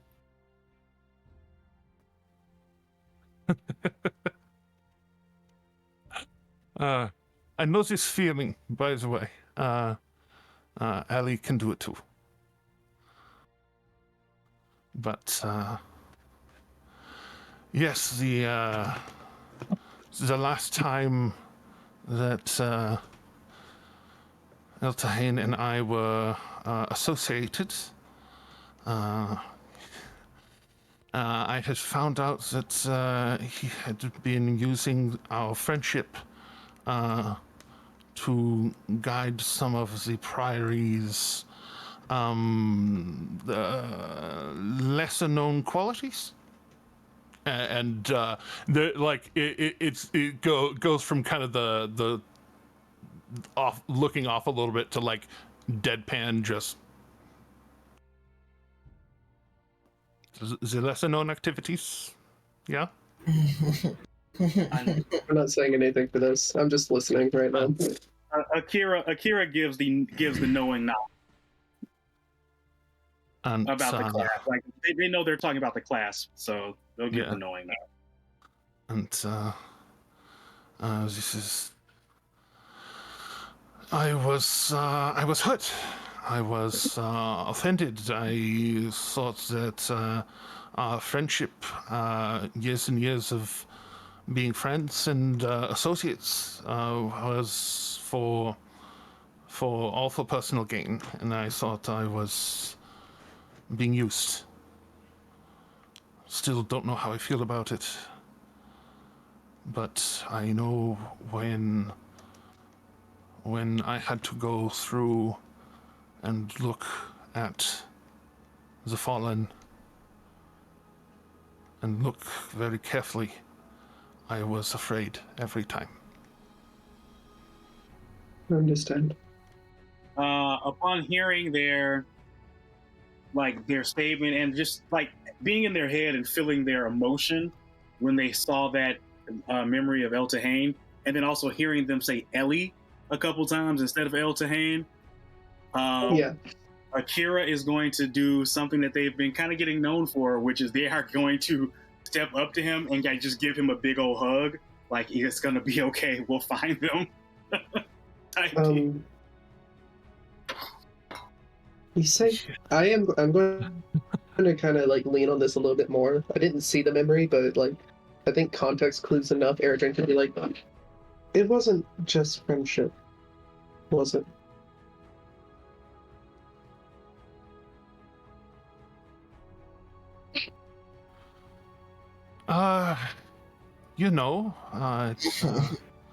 It's all depends on the day, you know. Eltahane not always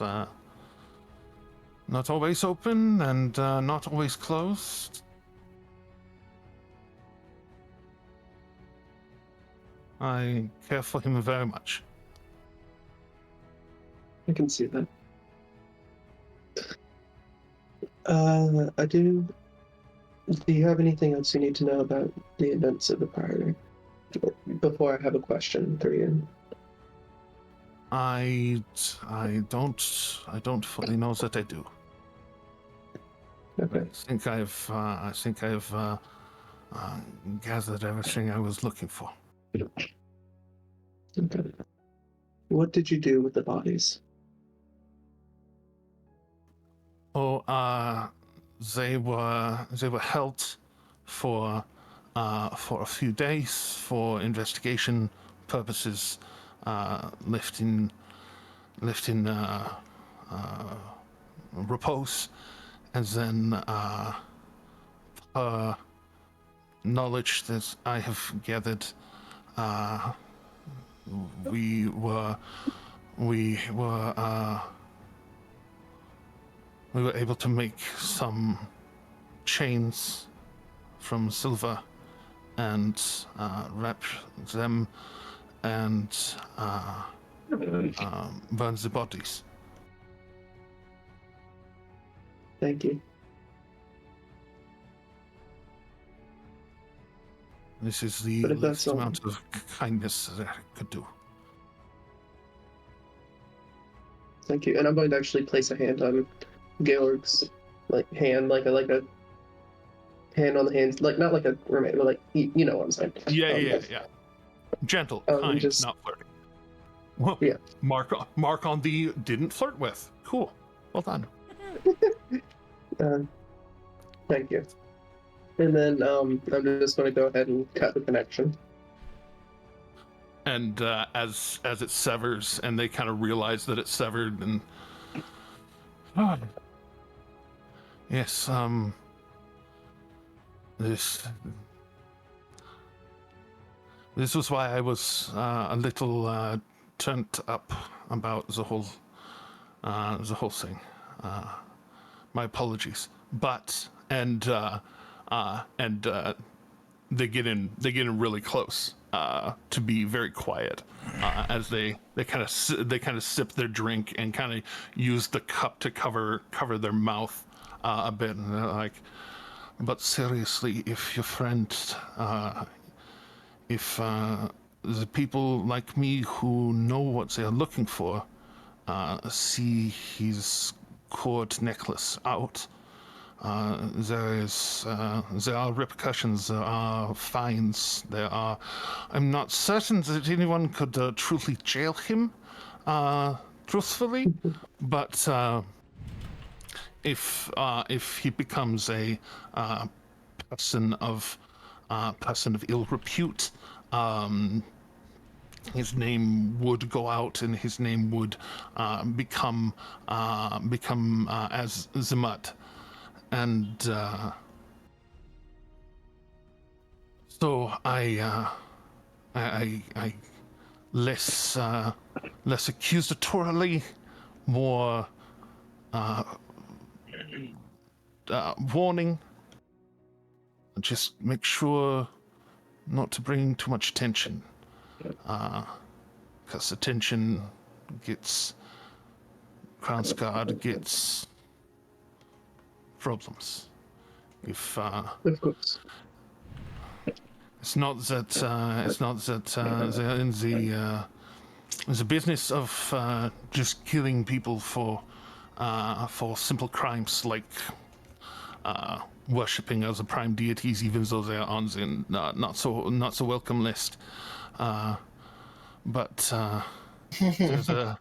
there's a fervor in Rexentrum these days of very strict adherence to the law, and the Thylacrat has been clamping down on a lot of the things.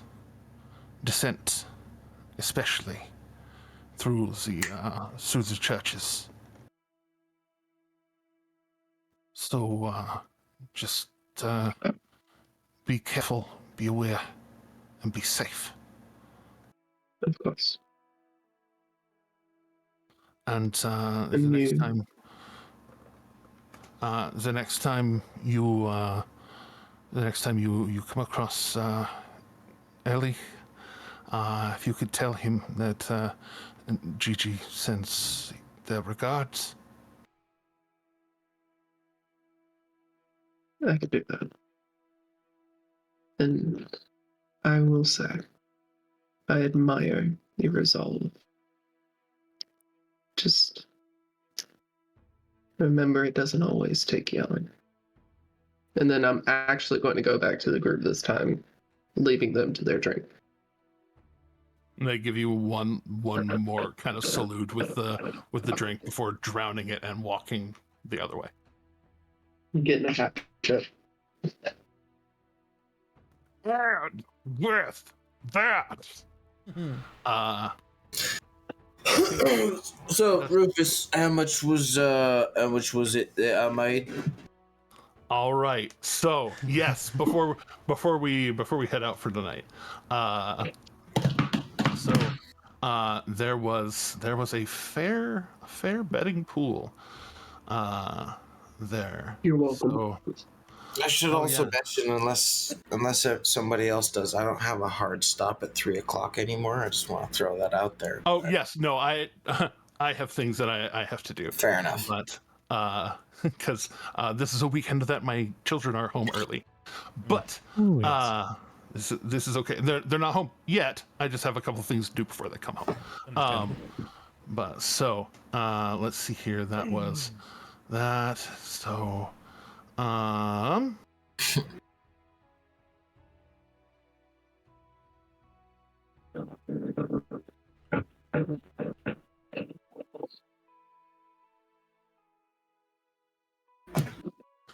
there we go. That would be from before the odds were changed. That is 257 gold. Nice. And then from after the odds were changed, more bets came in. And that is a total of 378 gold. Good lord. Pep, please make Making out like a bandit over here. Like Yeah, I feel like I bet so much and made so little. I bet Well, on top of the 28 only- gold that I bet. Like, I bet 75 and only made another 75 back. So I mean, I hell, bet 28 and only made another 28 back. I mean, my But then I character was probably also would paying have. attraction, so Yeah, like my character probably would have bet more if he knew more. But this is like that was half of his funds that he First had time. on him. First time seeing him, and like he had his. It's like, and he just absolutely breaks 4 men. Yeah, like he kind of saw didn't know it he was coming capable with of. like what he could visually see, but at the same time, he's not gonna risk all of his money on like just some person he just met. Totally valid. Yeah. Otherwise, I probably would have used all 60 of the gold that I had to, quadruple that. But I'll still take, sitting at the 150 I'm at now. Investments. Yeah. Hey, I was I'm so man, happy. I'm so 691 over here. Like, So sometimes you buy Kodak at 1, and sometimes you buy Bitcoin. It's okay. It's okay, Justice. At least it's not 80,000 gold pieces. yeah.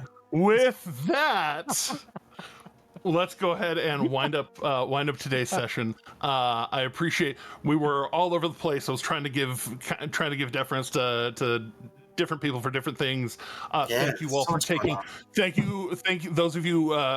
When you were chiming in to make sure to take ownership of the spotlight occasionally. I appreciate that a lot. I'm not always good at pivoting, so when y'all do it, it helps me. So thank you for that.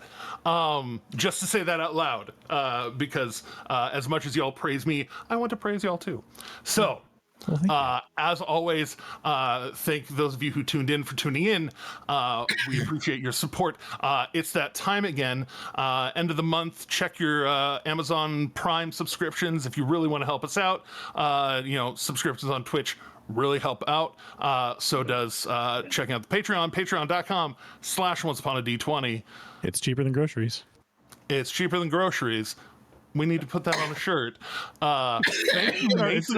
By the way, Mr. Mason Allen, I must attribute that to where credit is due, author Mr. Mason Allen.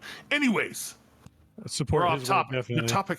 The topic is, please remember that kindness is in fact free, and please keep going. See you next time. Don't forget to like, comment, subscribe, hit the bell for notifications. Don't forget to comment, hit the Patreon, TikTok, all that. And do all that on YouTube as well. Yeah. I'll never have to do a thing.